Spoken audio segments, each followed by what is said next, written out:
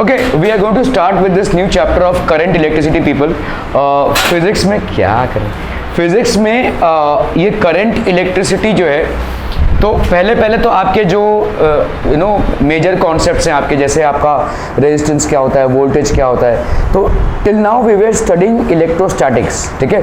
तो आपका electricity basically दो कॉन्सेप्ट्स में डिवाइड होता है, ठीक है। Electricity we know can be divided into, this can be divided into current and statics, ठीक है, जिसको हम इलेक्ट्रोस्टैटिक्स भी बोलते हैं। ये बेसिकली क्या है, स्टैग्नेंट चार्जेस की कहानी है, ठीक है। स्टैग्नेंट चार्जेस मतलब जो चार्जेस मूव नहीं कर रहे हैं, ठीक है, उन चार्जेस की वजह से क्या पोटेंशियल डेवलप हो रहा है, क्या कैपेसिटेंस होता है, स्टोर्ड चार्जेस क्या होते हैं, तो these are known as stagnant charges. Current electricity is basically what, moving charges. Current electricity is moving charges, जो आपके चार्जेस मूव करते हैं उनकी स्टडी है आपकी करंट इलेक्ट्रिसिटी, ठीक है। ओके, आपने जो बेसिक कॉन्सेप्ट्स पढ़े हैं भाई साहब 10th में, उसके बाद 11th में करंट इलेक्ट्रिसिटी को लेकर कोई खास चैप्टर नहीं था, ठीक है। 12th में आप जैसे रेजिस्टेंस को आप थोड़ा सा रिकॉल कीजिए, क्या होता है, resistivity into L by A, ठीक है। करंट अगर हम ओम्स लॉ लगाते हैं तो V is equal to IR, ये अभी भी सब वैलिड होंगे। अभी आपको एडिशनली क्या पढ़ेंगे, आप किरचॉफ्स लॉ पढ़ेंगे, ठीक है। किरचॉफ्स जंक्शन लूप होता है, ये सारी चीजें पढ़ेंगे आप, ठीक है, अलग अलग तरीकों से। So these are things which you are going to study as of now, okay. Current electricity, introduction of electric current. What is current? And electric current is the flow of electric charge in electric circuit. This charge is often carried by moving electrons in wire, ठीक है, moving electrons in wire। तो आपका भाई साहब flow of positive charge हो गया, ये हो गया आपका फ्लो ऑफ इलेक्ट्रॉन्स। हमेशा आपका देखो जो फ्लो ऑफ इलेक्ट्रॉन्स होता है, ठीक है, फ्लो ऑफ इलेक्ट्रॉन्स, ये हो गया फ्लो ऑफ इलेक्ट्रॉन्स, और flow of current, flow of current, ठीक है। Flow of electrons is always opposite to flow of current, ठीक है। अगर आपका भाई साहब फ्लो ऑफ इलेक्ट्रॉन्स इस तरफ होगा तो फ्लो ऑफ करंट किस तरफ होगा, भाई साहब इस तरफ होगा, ये आप पढ़ चुके हैं, ठीक है। And electric current is the flow of electric charge in electric circuit, this charge is often carried by moving electrons in a wire. तो इलेक्ट्रॉन्स अगर ऐसे जा रहे होंगे तो करंट आपका कैसे जाएगा, ऐसे जाएगा, ठीक है, करंट उसके ऑपोजिट डायरेक्शन में जाएगा। It can also be carried by electrolyte by both ions and electrons such as in a plasma, ठीक है। तो देखो होता क्या, जैसे समझ लो कोई सर्किट है ये, ठीक है, ये प्लस है माइनस है, यहाँ पे भाई साहब आपने स्विच दिया, तो ये नेगेटिव से क्या, हम क्या करंट को कैसे दिखाते हैं, पॉजिटिव से नेगेटिव को, और ऐसा ही एक्सप्लेन भी करते हैं, हायर पोटेंशियल से लोअर पोटेंशियल में जो करंट का फ्लो होता है उसको हम बोलते हैं इलेक्ट्रिक पोटेंशियल, अपना करंट, ठीक है। ये हायर पोटेंशियल से लोअर पोटेंशियल, लेकिन एक्चुअली में क्या हो रहा है, ये नेगेटिव है और ये पॉजिटिव है, तो इलेक्ट्रॉन्स भाई साहब आपके ऐसे जा रहे हैं, तो इलेक्ट्रॉन्स का मूवमेंट क्या होता है, ऐसे, तो करंट का मूवमेंट कैसा होगा, ऐसे, ठीक है। So it can be carried by an electrolyte. It can be carried by an electrolyte. ये भाई साहब आ गया आपका इलेक्ट्रोलाइट, ये हो गया आपका electrolyte. This is basically N electrolyte by both ions and electrons. ये इलेक्ट्रॉन्स से भी और आयन से भी कैरी हो सकता है। यहाँ पे क्या हो रहे हैं आपके, पॉजिटिव और नेगेटिव आयंस हो रहे हैं, ठीक है। So it can also be carried in an electrolyte by both ions and electrons such as in plasma. Clear है, समझ में आ रहा है ये। तो देखो इलेक्ट्रोलाइट में कैसा हो जाता है, जैसे देखो यहाँ पे एक सर्किट है, सर्किट में आपको पूरा वायर मिल रहा है, एक कंडक्टिंग वायर मिल रहा है, इस कंडक्टिंग वायर के माध्यम से आपके इलेक्ट्रॉन्स फ्लो हो रहे हैं। इसमें आपको कंडक्टिंग वायर नहीं मिलेगा, तो ये आपका भाई साहब कंडक्टर हो गया, और ये जो लिक्विड है ये बेसिकली आपका क्या करेगी, this will conduct the ions, ठीक है। ये लिक्विड में आयंस बन जाएंगे और इस लिक्विड से इलेक्ट्रिसिटी पास होगी, इसको हम बोलेंगे इलेक्ट्रोलाइट, ठीक है। That is basically known as an electrolyte, ठीक है। फ्लो ऑफ चार्ज पार्टिकल्स, ठीक है। So basically flow of charge particles, lightning an example of charge flow from the clouds to the earth through the atmosphere sometimes with disasters results. तो आपका जो बिजली का कड़कना होता है वो बेसिकली क्या हो रहा है, आपके दो बादलों के सरफेसेस में एक स्टैटिक इलेक्ट्रिसिटी जनरेट हो रही है ड्यू टू रबिंग, ठीक है। तो rubbing of huge cloud masses will generate what, static electricity. चाहे यहाँ पे माइनस चार्ज आए चाहे प्लस चार्ज आए, what will happen, they will basically flow down, and when they flow down they will select the atmosphere, ठीक है, they will select the atmosphere. So आपके positive ions है, नेगेटिव आयंस है। Flow of water in river is called a water current. तो ये जितने भी आपके फ्लोज हैं, all these are basically current, ठीक है।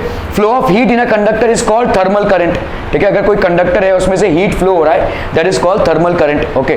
Flow of charges in a conductor is called electric current. तो इसी तरह से जब चार्जेस फ्लो होते हैं किसी कंडक्टर में, उसको हम क्या बोलेंगे, इलेक्ट्रिक करंट, ठीक है, ओके। सो जैसे भी कंडक्टर्स में से चार्जेस फ्लो होने लगते हैं, चार्जेस अगर स्टैग्नेंट रहेंगे तो वी आर स्टडीइंग इलेक्ट्रोस्टैटिक्स, अगर चार्जेस मूव होना चालू करेंगे तो we will study current electricity, ठीक है। Strength of electric current, the rate of flow of charge through any cross section of a conductor is called the strength of electric current.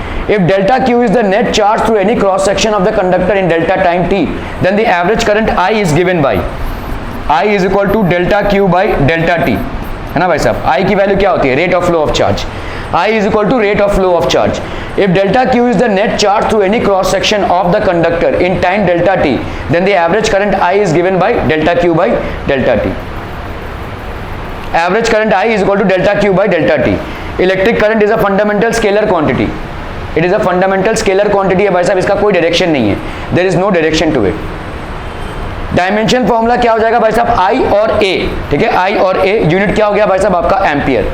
Definition of ampere: the current through a conductor is said to be 1 ampere if a charge of 1 coulomb flows through any cross section in 1 second.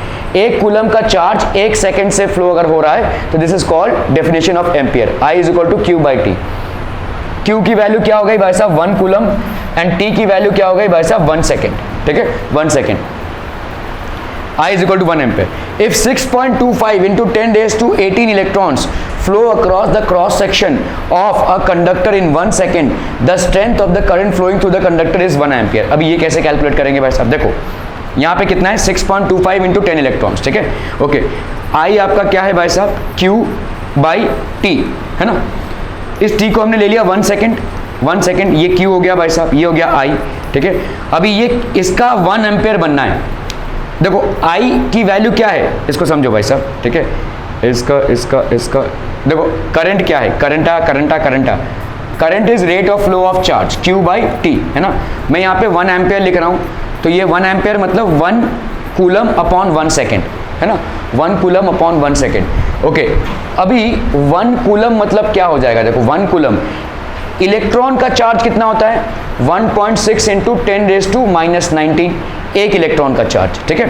तो कितने electrons मिलाकर 1 coulomb बनाएंगे, कितने electrons मिलकर 1 coulomb बनाएंगे, let's say n electrons, तो n into E is equal to Q, that is 1 coulomb, तो n into 1.6 into 10 raise to minus 19 is equal to 1, तो आपका n का वैल्यू क्या हो जाएगा 1 upon 1.6 into 10 raise to minus 19, ठीक है। So that will be 10 raise to 19 upon 1.6, this will be how much, this will be equal to 6.25 into 10 raise to minus 18, यहाँ से आ रहा है भाई साहब, ये डेफिनेशन यहाँ से आ रहा है, क्लियर है। तो कितने कूलम्स मिलाकर, सॉरी कितने इलेक्ट्रॉन्स मिलाकर 1 कूलम बनाएंगे, 6.25 into 10 raise to minus 18 electrons मिलकर 1 कूलम बनाएंगे, और जब ये चार्ज भाई साहब ऐसे फ्लो होगा तो इसको बोलेंगे 1 कूलम पर second, that is known as 1 ampere, ठीक है। So 1 ampere, if 6.25 into 10 raised to minus 18 electrons flow across the cross section of a conductor, क्योंकि 6.25 into 10 raised to 18 electrons का चार्ज कितना हो जाएगा 1 कूलम, ठीक है। 6.25 into 10 raised to 18 electrons का टोटल चार्ज हो गया 1 coulomb, passes through a cross section of a conductor in 1 second, 1 coulomb पर सेकेंड हो गया, 1 कूलम पर सेकेंड हो जाएगा भाई साहब आपका 1 एम्पियर्स, ठीक है। So if 6.25 into 10 raise to 18 electrons flow across, क्या पेपर चाहिए आएगा, आ रहा हूँ मैं, आ रहा हूँ। If 6.25 electrons flow across the cross section of a conductor in 1 second, the strength of the current flowing across the conductor is 1 ampere, ठीक है। Just one moment people. Okay तो ये मामला समझ में आ रहा है भाई साहब। देखो एम्पियर के डेफिनेशन को हम क्या बोलेंगे, वेर इन 1 कूलम पर सेकेंड इज 1 एम्पियर, ठीक है। अभी 1 कूलम क्या हो जाएगा भाई साहब, the flow of 25 into 10 raised to 18 electrons per second through a uniform cross section of a wire is known as 1 ampere. That will be 1 ampere का definition. Okay. Knowledge plus. Okay.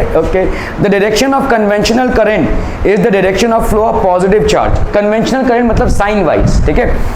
तो आप ऐसा क्यों फॉलो करते हैं? Y? कि भाई साहब अगर एक्चुअली में करंट कैसे फ्लो हो रहा है भाई साहब, ये प्लस से ये नेगेटिव ऐसे जा रहा है, लेकिन एक्चुअली में फ्लो ऑफ चार्ज क्या हो रहा है? इलेक्ट्रॉन्स है तो ऐसे जा रहे हैं ना, electrons are moving like this. Conventional current क्या बोलते हैं हम? साइन वाइज हम कैसे दिखाते हैं? ये पॉजिटिव आपका बैटरी का पोल है, नेगेटिव की तरफ जा रहा है ना. लेकिन आप इसको अगर इलेक्ट्रॉन का फ्लो ऐसा है तो करंट के फ्लो को आप अलग क्यों दिखाते हैं, उल्टा क्यों दिखाते हैं? वाई? हाँ क्या? हाँ तो बोल लो भाई साहब नेगेटिव चार्ज, ये नेगेटिव चार्ज ऐसे फ्लो कर रहा है ना, तो क्या मैं ऐसा बोल सकता हूँ कि करंट भी ऐसा ही फ्लो कर रहा है? क्यों? हो सकता है ना भाई, तुमने माना है कि करंट ऐसा फ्लो हो रहा है, तुमने माना है करंट ऐसा फ्लो हो रहा है, हम मान रहे हैं ऐसा करंट फ्लो हो रहा है, लेकिन एक्चुअली में क्या हो रहा है? चार्ज तो ऐसे फ्लो हो रहा है ना. Why is there disparity there? भाई साहब चार्ज के फ्लो का डायरेक्शन अलग, करंट के फ्लो का डायरेक्शन उसका ऑपोजिट. क्यों? Unlike charges. नहीं. हाँ क्या? नहीं, अनलाइक चार्जेस की अनलाइक लाइक चार्जेस का कुछ नहीं है यहाँ पे. तुम्हारे इलेक्ट्रॉन्स फ्लो हो रहे हैं, है ना भाई. कहाँ से कहाँ फ्लो हो रहे हैं? नेगेटिव टर्मिनल से पॉजिटिव टर्मिनल की तरफ फ्लो हो रहे हैं, यही होगा. और तुम करंट दिखाते हो पॉजिटिव से नेगेटिव की तरफ जा रहा है, क्यों दिखाते हो ऐसा? वाई? देखो मैं फिर से बता रहा हूँ, लाइक चार्जेस, अनलाइक चार्जेस, ये सब आपके इलेक्ट्रोस्टैटिक्स के कॉन्सेप्ट्स हैं, जहाँ पे स्टैग्नेंसी है चार्जेस की. थोड़ा सा भाई साहब फॉलो करो. क्या? अच्छा चलो, हम भाई साहब पोटेंशियल को कैसे डिफाइन करते हैं? पोटेंशियल और इलेक्ट्रिक करंट को कैसे डिफाइन करते हैं आप बताओ भाई साहब. दोनों स्केलर क्वांटिटीज हैं. Electric current always flows from a higher, भूल जाओ ये प्लस और माइनस, भूल जाओ. हायर पोटेंशियल जो लोअर पोटेंशियल है. प्लस और माइनस तो तुम इसलिए बोल रहे हो क्योंकि बैटरी का एक पॉजिटिव चार्ज होता है और एक नेगेटिव चार्ज होता है. समझ लो, अगर मैं बोल रहा हूँ कि भाई साहब यहाँ पे 10 वोल्ट है और यहाँ पे 2 वोल्ट है, बैटरी नहीं है ये, ठीक है. आप अगर भाई साहब इनको कनेक्ट करते हो तो कैसे जाएगा? चार्ज यहाँ से यहाँ flow, electric current will flow from here to here. Electric current will always flow from a higher potential to a lower potential, ठीक है. यही इलेक्ट्रिक करंट के फ्लो का डायरेक्शन होगा. हालांकि चार्जेस आपके ऑपोजिट डायरेक्शन में मूव कर रहे हैं. जैसे आपका देखो, जैसे ये this is basically a incline surface. अगर मैंने इस पेन को इधर रख दिया, ये अपने आप जाएगा ऐसा. क्यों? क्योंकि this is at a higher potential energy than this. इसका ग्राउंड से हाइट कम है, इसका ग्राउंड से हाइट ज्यादा है, तो ऑब्वियसली ये लुढ़क जाएगा, ठीक है. इसका मतलब क्या है? देखिए, there is a potential energy का difference because of which there will be a flow. जब भी कोई बॉडी फ्लो कर रही है, definitely there will be a potential difference which is causing the flow, otherwise it will not flow, ठीक है. अगर मैंने भाई साहब इस फ्लैट सरफेस पे इस पेन को रख दिया, ये स्टैग्नेंट हो गया भाई साहब, क्योंकि उसका हाइट और इसका हाइट ग्राउंड से सेम है. पूरे जितने भी पॉइंट्स हैं इस टेबल में, उसका ग्राउंड से हाइट सेम है, मतलब mgh के हिसाब से पोटेंशियल एनर्जी सारे पॉइंट्स की सेम हो जाएगी, तो there will be no flow. Are we clear to this one people? समझ में आ रहा है ये? Okay. Even though electric current has both magnitude and direction, it is taken as a scalar quantity, ठीक है. तो भाई साहब इलेक्ट्रिक करंट का क्या होता है? मैग्नीट्यूड भी होता है और डायरेक्शन भी होता है, लेकिन हम इसको क्या बोलते हैं? It is known as a scalar quantity, ठीक है. इलेक्ट्रिक करंट का डायरेक्शन होने के बावजूद भी हम उसके डायरेक्शनल एस्पेक्ट को कैलकुलेशन में कंसिडर नहीं करते हैं, लेकिन कर्शॉफ्स लॉ में करेंगे, ठीक है. उसको हम कभी भी वेक्टर के हिसाब से यूज नहीं करते हैं. We never use electric current as a vector. It does not obey the laws of vector addition. In metals current flows due to free electrons. जितने भी metals होते हैं भाई साहब, उनमें current का flow कैसे होता है? Due to free electrons. Clear है? Okay. In semiconductors charge carriers of both electrons and holes. आपके भाई साहब ये सॉलिड स्टेट जो आप चैप्टर पढ़ रहे हैं, इसमें आप समझेंगे सेमीकंडक्टर्स में कैसे इलेक्ट्रॉन्स और होल्स क्रिएट होते हैं, ठीक है. तो होता क्या है भाई साहब, देखो एक सॉलिड एक सेमीकंडक्टर है, इसमें आपके पॉजिटिव आयंस ऐसे रहते हैं, ठीक है. और ये आपके पॉजिटिव आयंस हो गए, और बीच में आपके क्या होते हैं? Negative ions. ये नेगेटिव आयंस रहते हैं, ठीक है. नेगेटिव आयंस होते हैं. अभी होता क्या है, जैसे जैसे जैसे अभी आपका होगा क्या, जैसे एक डिसलोकेट हो गया, एक आपका डिसलोकेट हो गया, तो जैसे ये यहाँ से उड़ेगा तो उसकी जगह पे पॉजिटिव होल क्रिएट हो जाएगा और ये उड़ के कहीं और जाएगा, तो पूरा स्ट्रक्चर में इलेक्ट्रिसिटी फ्लो होना चालू हो जाएगी। इसको हम बोलते हैं सेमीकंडक्टर्स, ठीक है। खैर इसको हम बाद में पढ़ेंगे। तो in a semiconductor charge carriers are both electrons and holes. What are charge carriers? Charge carriers हो जाएगा इलेक्ट्रॉन्स, और होल्स मतलब क्या होते हैं? इलेक्ट्रॉन के डेफिशिएंसी जो पॉजिटिव चार्ज क्रिएट होता है, ठीक है। Electrons and holes in semiconductors. In a semiconductors, in electrolytes the charge carriers are both positive ions and negative ions. Electrolytes मतलब ऐसे liquids होते हैं, ठीक है। इन liquids में भाई साहब पॉजिटिव और नेगेटिव आयंस होते हैं। तो इलेक्ट्रोलाइट्स में positive and negative ions both are basically charge carriers, ठीक है। Both are basically charge carriers. The instantaneous current is defined by the equation I is equal to limit time approaching zero Q by T, ठीक है। देखो भाई साहब, instantaneous current, एक particular point पे कितना करंट एक पर्टिकुलर टाइम पे पास हो रहा है उसको हम बोलते हैं instantaneous current. This is equal to limit delta t approaching zero delta Q by delta t, delta Q by delta t, d q by d t, d q by d t, I is equal to d q by d t, ठीक है। I is equal to limit delta t approaching zero delta Q by delta t. Clear है? अब इस are भी clear on this one, तो इसको हम बोलते हैं D q by d t, ठीक है। ओके सो कितना डेल्टा Q आपका गया है, कितने टाइम टी में कितने नंबर ऑफ चार्जेस गए हैं एक पर्टिकुलर पॉइंट से, कितने चार्जेस गए हैं at a particular point of time, that is known as current, ठीक है। So if the current is varying with time then the charge flow in a time interval T1 to T2। आपका भाई साहब क्या हो जाएगा? करंट अगर time के साथ वेरी कर रहा है, करंट जो जा रहा है वो टाइम के साथ ऊपर नीचे हो रहा है, तो उसको हम क्या बोलेंगे भाई साहब? Q will be equal to integration of T1 to T2 I dt, ठीक है। तो area under the IT graph, तो आपका भाई साहब ऐसा IT ग्राफ होता है, उसके नीचे जो एरिया होता है उसको हम बोलते हैं IT graph. If n particles each of charge Q pass through a given cross section in a time t, ठीक है। यहाँ पे n पार्टिकल्स हैं, एवरेज करंट कितना हो जाएगा? NQ by T. सिंपल, एक का चार्ज Q है तो n पार्टिकल्स का चार्ज क्या होगा? NQ। टोटल चार्ज हो गया आपका NQ अपॉन टाइम t, ये हो जाएगा rate of flow of charge. NQ by T will be equal to the total electric current. Clear? Okay. The average current associated with a revolving charge is Q by T, तो ये हो गया F by Q, ठीक है।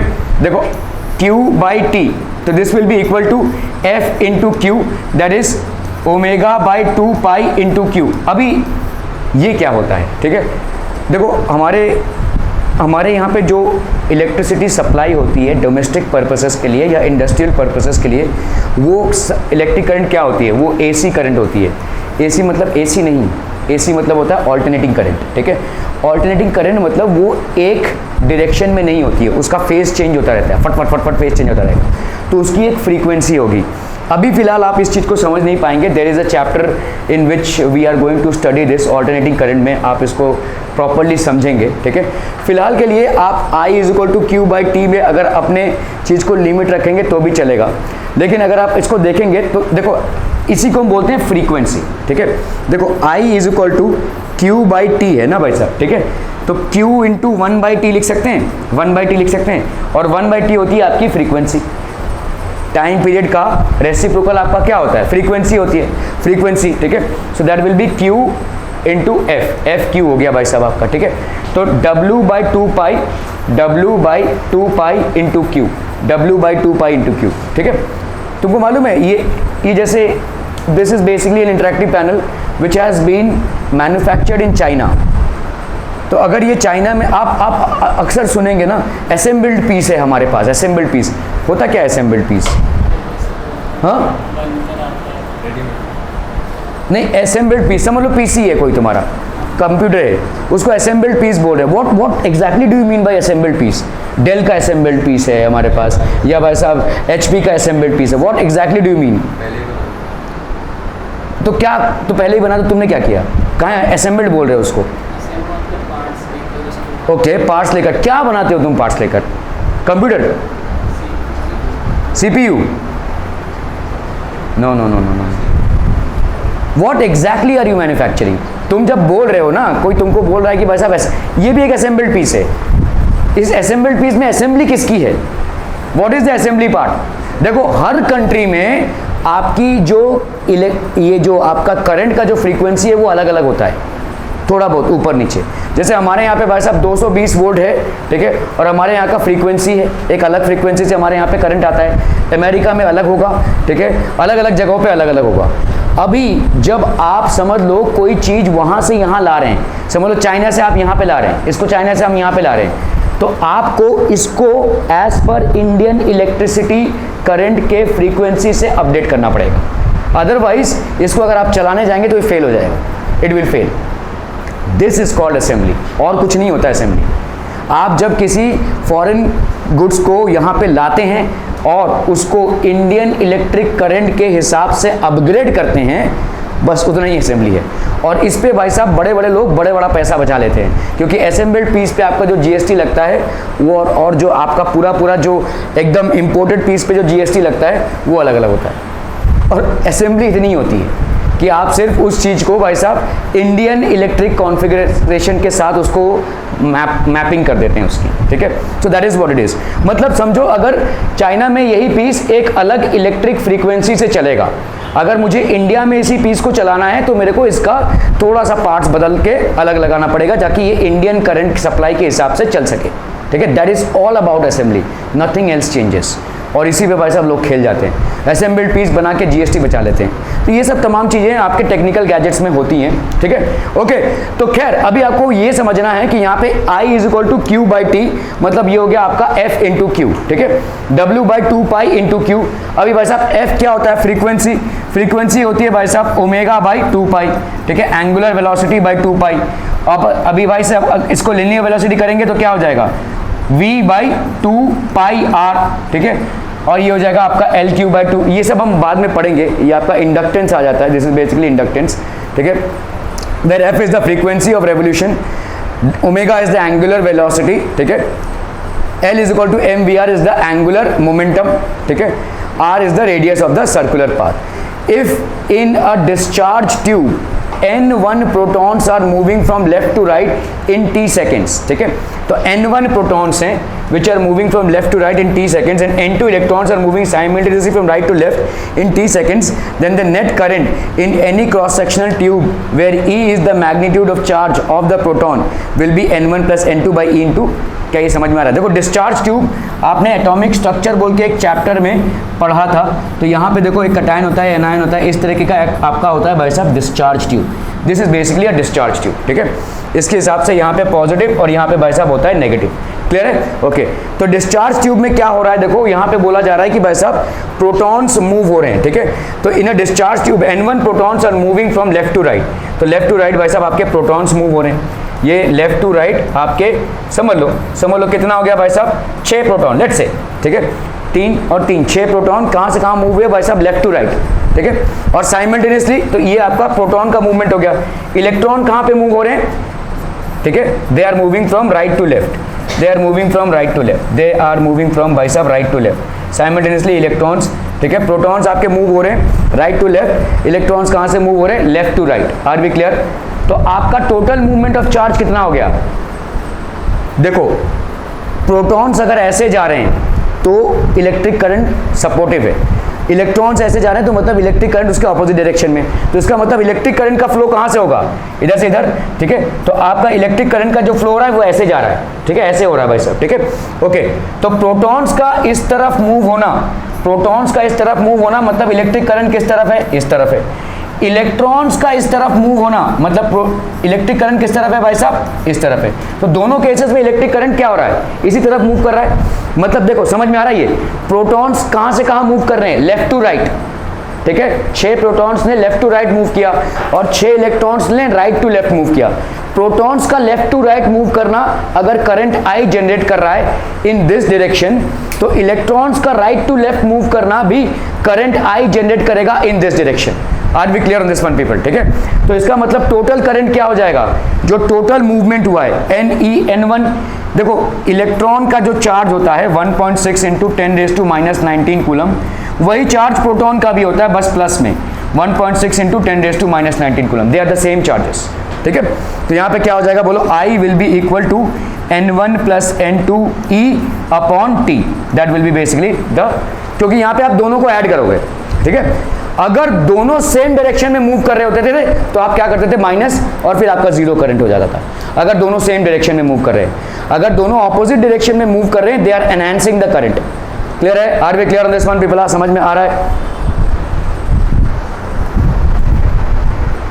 आप लेंगे अभी 5 minute का विश्राम, और 5 मिनट के विश्राम के बाद यहाँ पे ही ले सकते हैं, ऐसा कोई जरूरी नहीं उधर जाने के बाहर जाके।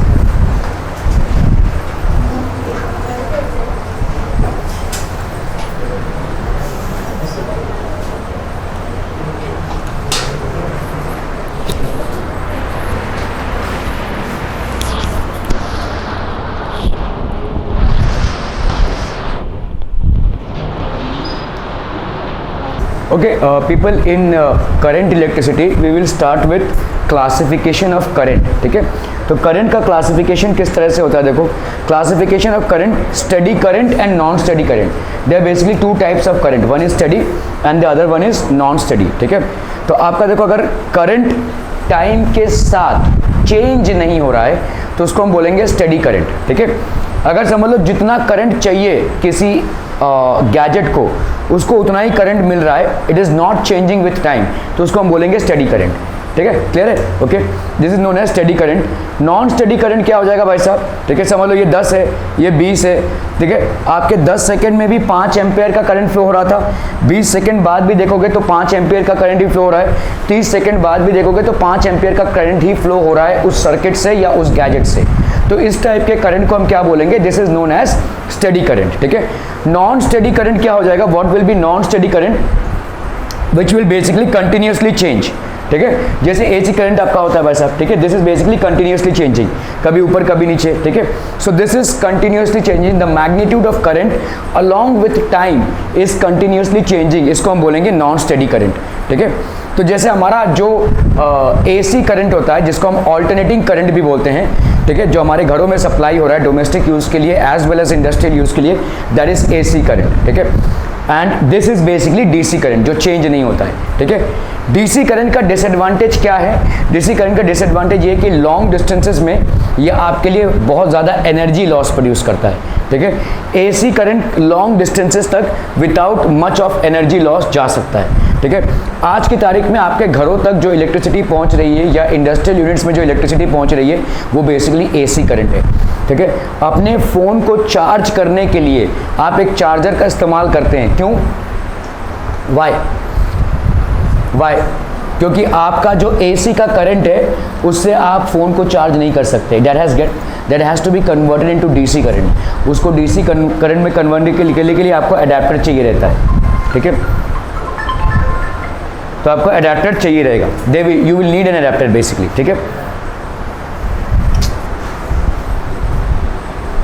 ओके, तो एसी करंट और डीसी करंट का मामला क्या हो रहा है वहां पे? तब से एसी करंट और डीसी करंट का मामला समझ में आ रहा है भाई साहब? ठीक है, एसी करंट और डीसी करंट, तो आप जैसे अगर आपका लैपटॉप हो गया या आपका जो भी चार्जिंग के लिए आप जिस चीज़ के लिए भी आप अडेप्टर यूज़ करते हैं, उस अडेप्टर का यूज़ करने का मतलब ही ये है कि that particular gadget is not designed to work under AC current. ये सारा जो है आपका एसी करंट से चल रहा है, ये लाइट पंखा जो भी आपका चल रहा है ये एसी करंट से चल रहा है। जिस भी चीज़ को चलाने के लिए आपको अडेप्टर की ज़रूरत पड़ती है, वो आपका भाई साहब एसी को डीसी में कन्वर्ट कर रहा है, that is basically converting it from AC to DC. ठीक है, ओके। मटीरियल्स क्या होते हैं भाई साहब? कंडक्टर्स और insulators allow the flow of electric current, do not allow the flow of electric current. What is the SI unit of electric current? ए बाबू दत्त आ भी गया। ठीक है, how many number of electrons pass through a conductor when 1 ampere current passes through it from 1 second?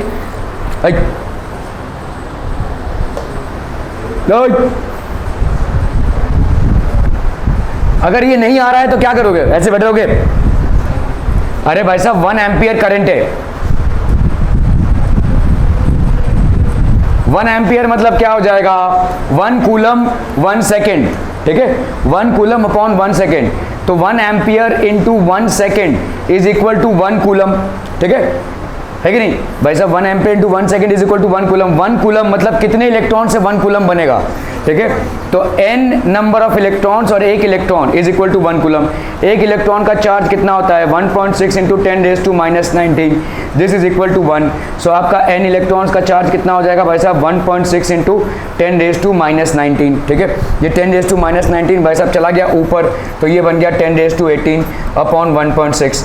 तो अगर हमको करना है, ये 16 हो गया, ये हो गया 10⁻19, तो 10⁻19 से भाई साहब 1000 उधारी ले लो, ठीक है। यहाँ पे बच गया तुम्हारा कितना 10⁻16 अपॉन 16, 16 6 96, ठीक है। कितना बचा 4, 16 2 32, एक और उधारी ले लो, चलो 7, यहाँ पे 19 था ना, 19 20 हुआ, ये 20 हुआ, 20 से भाई साहब कितना हो जाएगा 17, ठीक है। 17 हो गया, तो 625 इंटू भाई साहब आपका हो गया, तो इससे ऐसे आपको 6.25 आ जाएगा, ठीक है। This will be basically 6.25 into 10⁻18, clear है। Which of the following is a fundamental quantity. Fundamental quantity और डिराइव क्वांटिटी याद है। फंडामेंटल क्वांटिटी क्या क्या होती हैं, देखो देखो देखो इनको, बस कितने फंडामेंटल क्वांटिटीज हैं 7, क्या क्या हैं, length mass time weight mass, हाँ length mass time, electric current, temperature, luminous intensity और मोल, अमाउंट ऑफ सब्सटेंस, ठीक है। लेंथ को मेजर करते हैं मीटर में, मास को मेजर करते हैं फंडामेंटल यूनिट का एसआई यूनिट बोल रहा हूँ केजी, और टाइम सेकंड्स में हो गया, टेम्परेचर हो गया भाई साहब आपका केल्विन में, और अमाउंट ऑफ सब्सटेंस हो गया मोल में, ल्यूमिनियस इंटेंसिटी हो गया कैंडेला में सीडी में, और आपका इलेक्ट्रिक करंट हो गया एम्पियर्स में, ठीक है। तो इलेक्ट्रिक करंट का ampere. Which of the following is, और डिराइव और भी 2 क्वांटिटीज होती हैं फंडामेंटल क्वांटिटीज के साथ, क्या क्या, हाँ, एंड एक प्लेन एंगल होता है जिसको हम रेडियंस में मेजर करते हैं, और एक सॉलिड एंगल होता है जिसको हम स्टेरेडियंस में मेजर करते हैं, ठीक है। So these are along with the fundamental quantities, ठीक है। ओके, ये क्या हो जाएगा भाई साहब, this will be which of them is a fundamental quantity भाई साहब, electric charge, electric potential, electric field, electric current. So electric current will be a fundamental quantity, ठीक है। ड्रिफ्ट वेलोसिटी भाई साहब, random motion of electrons in a conductor when no potential difference is applied across a conductor. अगर भाई साहब कोई भी potential difference एक कंडक्टर में नहीं अप्लाई किया गया है, तो इलेक्ट्रॉन्स ऐसे ही आवारा घूम रहे हैं भाई साहब, ठीक है। So they are basically moving just for the sake of moving, ठीक है। सो आपका अगर कोई रेफरेंस पॉइंट है, समझ लो रेफरेंस पॉइंट क्या होता है, जैसे देखो अगर मैं बोल रहा हूँ कि मैं मूव कर रहा हूँ, सो मैं मूव कर रहा हूँ with reference to a point, ठीक है। समझ लो ये डेस्क है, तो मैं या तो इसके आगे गया या तो इसके पीछे गया, तो डेस्क हो गया मेरा रेफरेंस पॉइंट, ठीक है। If I am moving with respect to this wall, ठीक है, I am moving with respect to this wall. कैसा होता है देखो समझ लो, अगर ये राजू और भाई साहब ये क्या कहते हैं अपना बाबू, दोनों भाई साहब एक बस में बैठे हुए हैं, ठीक है, और बस स्ट्रेट लाइन में सेम स्पीड से आगे जा रही है, ठीक है। तो आजू बाजू जितनी भी चीजें, पेड़ पौधे, लोग, रोड, बिल्डिंग, इसके रेफरेंस में दोनों भी मूव कर रहे हैं, लेकिन एक दूसरे के रेफरेंस में दोनों मूव नहीं कर रहे हैं, ठीक है। They are not moving with reference to each other, they will move with reference to each other only one vehicle happens to stop, और स्पीड में कोई डिफरेंस आ जाए या डायरेक्शन में कोई डिफरेंस आ जाए, ठीक है। सो जब भी हम मूवमेंट की बात करते हैं, we will always compare movement with a reference point. हम ऐसे ही हवे में मूवमेंट को डिफाइन नहीं कर सकते, ठीक है। तो समझ लो इस कंडक्टर के अंदर हमने एक रेफरेंस, ये वाला एक रेफरेंस पॉइंट ले लिया, this is basically a reference for the conductor, ठीक है, for the movement of electrons. Okay, अभी आप समझिए भाई साहब 50 इलेक्ट्रॉन है, ठीक है, और इधर भी आपके इलेक्ट्रॉन्स हैं, ठीक है। नेट फ्लो ऑफ चार्ज आपका क्या हो गया भाई साहब 0, 50 इलेक्ट्रॉन इधर जा रहे हैं, 50 इलेक्ट्रॉन इधर जा रहे हैं, तो नेट फ्लो ऑफ चार्ज कितना हो गया 0। जितने नंबर ऑफ इलेक्ट्रॉन्स इधर गए उतने ही नंबर ऑफ इलेक्ट्रॉन्स इधर भी गए, तो net flow of charge is 0। When potential difference is applied across the conductor, तब क्या हो जाएगा भाई साहब, तब क्या हो जाएगा, ये आपने कंडक्टर है, तो आपने भाई साहब ये सारे इलेक्ट्रॉन्स क्या हो जाएंगे, दे will all start moving in one direction. ध्यान दो यहाँ पे ये नेगेटिव टर्मिनल है, तो यहाँ से नेगेटिव चार्ज इधर फ्लो होगा। क्लियर है? Okay, so they will all start flowing toward the positive. Drift velocity of an electron in a conductor, ये होता क्या है भाई साहब? Electric current is due to the flow of free electrons in a conductor. एक conductor में जो electrons का फ्लो होता है उसके वजह से इलेक्ट्रिक करंट जनरेट होती है। ठीक है? Okay, how does the electron move in a conductor in the absence of electric field? तो अगर भाई साहब आपने इलेक्ट्रिक पोटेंशियल अप्लाई किया तो आपके अंदर या कंडक्टर के अंदर इलेक्ट्रिक करंट फ्लो होगा। How does electron move in a conductor in the absence of electric field? अगर एब्सेंस ऑफ इलेक्ट्रिक फील्ड है, at any temperature the free electrons are randomly moving in all possible directions। किसी भी temperature में भाई साहब electrons are moving randomly in all directions. ठीक है? तो how does the net rate of flow of electrons at any point in a conductor in the absence of electric field move? ठीक है? तो अगर net rate of flow of electrons at any point in a conductor in the absence of electric field move, electric field नहीं है भाई साहब। ठीक है? The rate of flow of electrons from left to right at a point is equal to the rate of flow from right to left, so that the net rate of flow of electrons at the point is zero in the absence of any electric field. देखो, अगर एक conductor में आपने कोई भी electric potential या field apply नहीं की है तो इसका मतलब ये नहीं है कि इलेक्ट्रॉन्स मूव नहीं हो रहे हैं। देखो, इलेक्ट्रॉन्स के मूव होने से चार्ज जनरेट होता है, इलेक्ट्रिक करंट जनरेट होता है। और इलेक्ट्रॉन्स कब मूव कर रहे हैं आपके हिसाब से? आप बोल रहे हो कि भाई साहब जब हमने उसको प्रॉपर बैटरी से कनेक्ट कर दिया है तो वहाँ से कंडक्टर फ्लो होगा, या किसी इलेक्ट्रिक पावर सोर्स से हमने कनेक्ट किया है तब होगा। ठीक है? Now the rate of flow, अगर भाई साहब किसी कंडक्टर में आपने कोई भी पोटेंशियल यहाँ पे अप्लाई नहीं किया है, कोई इलेक्ट्रिक फील्ड अप्लाई नहीं की है, तो ऑब्वियसली कोई पोटेंशियल भी नहीं है। Now what will happen, there is still movement of electrons, लेकिन इससे कोई बल्ब नहीं जलेगा, इससे कोई बल्ब नहीं जलेगा। ठीक है? व्हाई? बिकॉज जितने इलेक्ट्रॉन्स इधर मूव होंगे उतने ही इलेक्ट्रॉन्स इधर भी मूव हो रहे हैं। So net flow of charge is zero. जब आप पोटेंशियल डिफरेंस अप्लाई करते हैं so then electron start moving in one direction, तो वहां पे नेट फ्लो ऑफ चार्ज नहीं रहता है, वहां पे भाई साहब एक particular amount of charge is definitely flowing through. ठीक है? But when you are not applying any electric field और potential, still movement of electrons will happen inside a conductor. The only difference is that the number of electrons moving in the left would be equal to the number of electrons moving in the right, hence net flow of charge within the conductor will B zero. Clear है? Clear है? Clear है? Okay. How do electrons accelerate in a conductor in the presence of electric field? कैसे भाई साहब ये accelerate होते हैं? What do you mean by drift velocity of electrons? An electric field is set up at every point in the conductor when it is connected to a battery. This field exerts a force on the electrons. As they move, they undergo frequent collisions with the atoms or ions of the conductor. भाई साहब आपने conductor को electric power source से connect कर दिया, तो इसमें होगा क्या भाई साहब? Electrons will all start moving in one direction. ये भाई साहब जितने भी इलेक्ट्रॉन्स हैं आपके, दे will all start moving in one direction. सबके सब भाई साहब एक डायरेक्शन में। बारिश है, बारिश, आग नहीं बरस रहा है, और अगले 4 महीने तक बारिश ही बरसेगा। ठीक है? So get used to it. Okay, so in electric field is set up at every point in the conductor. एक इलेक्ट्रिक फील्ड भाई साहब हर पॉइंट पे सेटअप हो जाता है जैसे आप पोटेंशियल डिफरेंस अप्लाई करते हैं। ठीक है? An electric field is set up at every point in the conductor when it is connected to a battery, जब आप उसको बैटरी में कनेक्ट कर रहे हैं। This field exerts a force on the electrons. ये फील्ड जो है कंटिन्यूसली इलेक्ट्रॉन्स पे एक फोर्स एक्सर्ट कर रहा है। As they move they undergo frequent collisions. जैसे ये मूव होते हैं तो इनका भाई साहब बार बार कोलिजन्स होता रहेगा। ठीक है? When they are moving they are basically impacting collisions, और कोलिजन्स होगा frequent collisions with the atoms और आयंस ऑफ द कंडक्टर। तो फटाफट भाई साहब कोलिजन्स होगा आयंस के साथ और एटम्स के साथ। Are we clear on this one people? Thereby they acquire a constant speed in a direction opposite to the field. तो इनका भाई साहब एक इलेक्ट्रॉन्स का हमेशा इलेक्ट्रिक फील्ड के ऑपोजिट डायरेक्शन में होगा। आपका ध्यान बहुत कम है। Yes, I am pointing to you.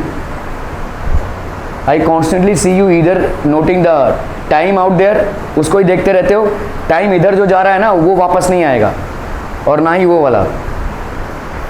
Okay, so thereby they acquire a constant speed, एक कांस्टेंट स्पीड एक्वायर करते हैं in a direction opposite to the field. ठीक है, तो आपके भाई साहब देखो, जैसे ही आपने यहाँ पे एक कंडक्टर में, ठीक है, ये आपका कंडक्टर है, तो आपका क्या हो रहा है भाई साहब, इलेक्ट्रॉन्स मूव हो रहे हैं। The electrons are basically moving, electrons are moving in a direction. ठीक है, आप बोलेंगे भाई साहब हर एक पॉइंट पे यहाँ पे इलेक्ट्रिक फील्ड क्रिएट हो रही है जो इसको पुश कर रही है। ठीक है, Thereby they acquire a constant speed in a direction opposite to the field। Electrons का मूवमेंट हमेशा इलेक्ट्रिक फील्ड के ऑपोजिट ही होगा, क्योंकि देखो इलेक्ट्रॉन्स कैसे मूव हो रहे हैं, समझ लो ये आपका पॉजिटिव है और ये आपका नेगेटिव है, तो electrons will always move towards this direction.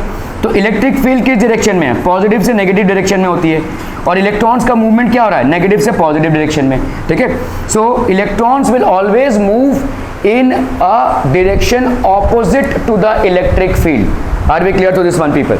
Thereby they acquire a constant speed in a direction opposite to the field. This velocity is called drift velocity। ठीक है, इस वेलोसिटी को हम भाई साहब ड्रिफ्ट वेलोसिटी बोलेंगे, which is of the order of 10⁻³ metre per second. Thus there is a no net flow of charge inside the conductor. तो अभी कंडक्टर के अंदर एक net flow of charge start हो जाता है, there will be a net flow of charge that will happen. Clear है? Are we clear on this one people? बहुत बढ़िया। The collision between the electron and the atoms or ions of the conductor are inelastic and there is net transfer of energy। inelastic collisions मतलब जल्दी जल्दी बताइए भाई साहब, inelastic collisions, इन सब topics के लिए आप बुढ़े हो गए हैं भाई साहब, अंकल आंटी हो गए हैं इन सब टॉपिक्स के लिए। inelastic collisions क्या होंगे? हाँ नहीं, बहुत ही गंदा डेफिनेशन है भाई साहब, ये नहीं चलेगा। हाँ inelastic collisions स्ट्रेच नहीं होते। inelastic collisions इलास्टिसिटी से कुछ मतलब नहीं है उसका, इन इलास्टिक कोलिजन का इलास्टिसिटी से कुछ मतलब नहीं है। कितना दिमाग लगा रहे हैं भाई साहब, बर्नआउट हो जाएगा इतना दिमाग लगाएंगे तो। हाँ भाई साहब, इन इलास्टिक कोलिजन्स क्या होते हैं? These things should be in your finger tips people. Work power of energy में आप पढ़ चुके हैं। एक आपका होता है भाई साहब इलास्टिक कोलिजन और एक होता है आपका in elastic collision. Elastic collision में मोमेंटम कंजर्व रहती है और एनर्जी भी कंजर्व रहती है। इन इलास्टिक कोलिजन में मोमेंटम कंजर्व रहती है लेकिन एनर्जी आपका ऊपर नीचे हो जाता है, एनर्जी इज नॉट कंजर्व। ठीक है, तो conservation of momentum is there but conservation of energy is not there. ठीक है, okay. The collision between atoms और ions of the conductor are inelastic and there is net transfer of energy. मतलब भाई साहब energy आपका transfer हो जाएगा। ठीक है, एनर्जी में ऊपर नीचे तभी होगा जब एनर्जी ट्रांसफर हो रहा हो। ठीक है, so there is a net transfer of energy. अगर आपका ट्रांसफर ऑफ एनर्जी नहीं होता था तो ये इलास्टिक कोलिजन्स हो जाता था। ठीक है, this would have been elastic collision. The average time interval between two successive collisions is called relaxation time. इसको हम टाउ से डोनेट करते हैं। ठीक है, तो आपका भाई साहब ये समझ लो एक इलेक्ट्रॉन है जो फ्लो हो रहा है, तो यहाँ पे कोलाइड किया, फिर यहाँ पे कोलाइड किया, फिर यहाँ पे कोलाइड किया, तो इसके भाई साहब 3 कोलिजन्स हो गए। 3 कोलिजन्स होंगे लेट्स से इन 3 सेकेंड्स, तो ये हो जाएगा आपका टाउ। ठीक है, average time interval between 2 successive collisions is called the relaxation time. मतलब भाई साहब देखो ये इलेक्ट्रॉन इधर है, ठीक है, ये आगे जा रहा है और यहाँ पे कोलाइड कर रहा है, तो इसके पहले तो ये रिलैक्स है ना, तो इस टाइम को हम क्या बोलेंगे? Relaxation time. ऐसे 50 कोलिजन्स उसके हो रहे होंगे, तो हम 50 कोलिजन्स को अपॉन जो टाइम लगा है उन कोलिजन्स के लिए उसको डिवाइड करते हैं, तो ये आपका रिलैक्सेशन टाइम हो जाएगा। That will be basically the relaxation time. Okay, drift velocity क्या हो जाएगी भाई साहब? E that is charge into E upon M into tau. ठीक है, ये टाउ बेसिकली क्या है? रिलैक्सेशन टाइम है। ई हो गया इलेक्ट्रॉन का चार्ज, कैपिटल ई हो गया भाई साहब क्या? इलेक्ट्रिक फील्ड, और एम हो गया मास ऑफ इलेक्ट्रॉन। ठीक है, ड्रिफ्ट वेलोसिटी ये आपको याद करना है भाई साहब। ठीक है, drift velocity v d is equal to minus e capital e tau upon m. ठीक है, ये ई क्या हो जाएगा? इलेक्ट्रॉन का चार्ज विच इज 1.6 इंटू 10⁻⁻19। ये हो गया आपका इलेक्ट्रिक फील्ड, ये हो गया आपका रिलैक्सेशन टाइम। अलग अलग एलिमेंट्स के लिए ये रिलैक्सेशन टाइम अलग अलग होता है, और ये हो गया भाई साहब mass of electron. This will B drift velocity. Here the negative sign indicates that electrons drift opposite to the applied electric field। ठीक है, तो इलेक्ट्रॉन्स भाई साहब देखो इलेक्ट्रॉन्स किधर ड्रिफ्ट कर रहे हैं? In a direction opposite to the applied electric field. जिस तरफ आपने इलेक्ट्रिक फील्ड अप्लाई किया है उस डायरेक्शन के ऑपोजिट आपके इलेक्ट्रॉन्स ड्रिफ्ट कर रहे हैं। ठीक है, okay. Points to remember, when electrons are drifted in a conductor they will have a net average velocity and 0 average acceleration. इस चीज को बहुत अच्छे से समझ लीजिए भाई साहब। व्हेन इलेक्ट्रॉन्स आर ड्रिफ्टेड, मतलब ड्रिफ्ट वेलोसिटी में, दे will have a net average velocity, तो ये इनका एवरेज वेलोसिटी होगा, लेकिन इनका एक्सेलरेशन जीरो हो जाएगा। क्यों ऐसा हम बोल रहे हैं भाई साहब? Why will we say that their acceleration is zero?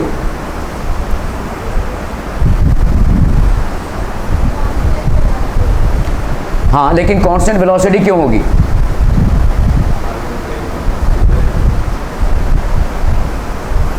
इतने सारे कोलिजन्स होंगे और इतने सारे कोलिजन्स में आप देखेंगे कि भाई साहब आपका करंट जो है, देखो ये बहुत सिंपल सा है। आप अगर भाई साहब एक कंडक्टर से बेसिकली क्या करा रहे हैं, इलेक्ट्रिसिटी पास करा रहे हैं, तो अगर आपने अमीटर यहाँ पे लगा के रखा होगा, इस अमीटर में क्या आपको ऐसा बढ़ता हुआ रीडिंग दिखेगा, बढ़े जा रहा, या कम होता जा रहा है, ऐसा दिखेगा क्या?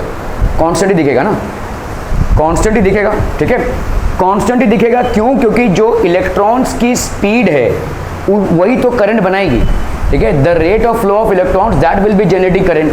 क्यों बड़ी हंसी आ रही है? नहीं हंसी रुक रही है, ओके। तो इलेक्ट्रॉन्स की जो स्पीड है, ठीक है, that will be the generator off current, ठीक है।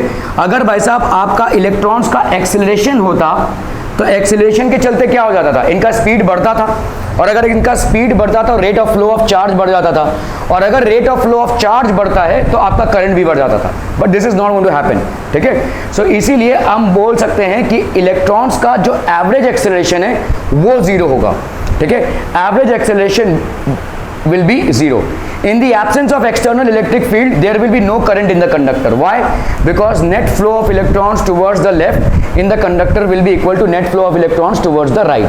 ये जो आपका चार्ज का फ्लो होगा या ड्रिफ्ट वेलोसिटी होगी वो कांस्टेंट होगी, और चार्ज का फ्लो तभी होगा जब you are applying a potential और electric field in the conductor. Clear है? Okay. Electric current density is defined, बहुत सारे छोटे छोटे फॉर्मूलेज अभी आते रहेंगे। सो भाई साहब ड्रिफ्ट वेलोसिटी का फॉर्मूला बताओ क्या है? हाँ, वीडी लिख दिया,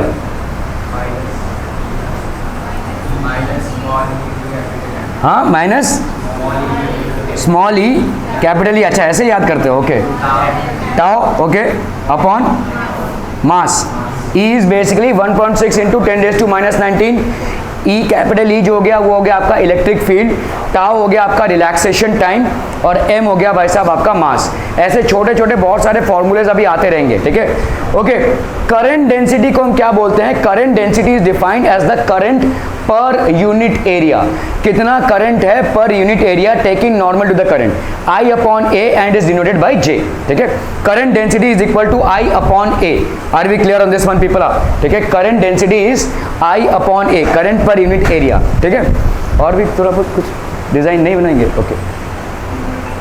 the magnitude of current density is the amount of charge flowing per unit cross sectional area per second, it is a vector quantity. अभी मुझे एक बात बताओ, यहाँ पे भाई साहब J है, J is equal to I upon A है, ठीक है, J is equal to I upon A है। I आपका क्या है, स्केलर या वेक्टर? करंट आपका स्केलर होता है या वेक्टर होता है? स्केलर, उसका डायरेक्शन भले ही हो लेकिन उसको हम वेक्टर नहीं मानते हैं। A तो एरिया हो गया which is what, again a scalar. तो आपका करंट डेंसिटी को हम वेक्टर क्वांटिटी क्यों बोल रहे हैं? Why is that we are calling it as a vector quantity?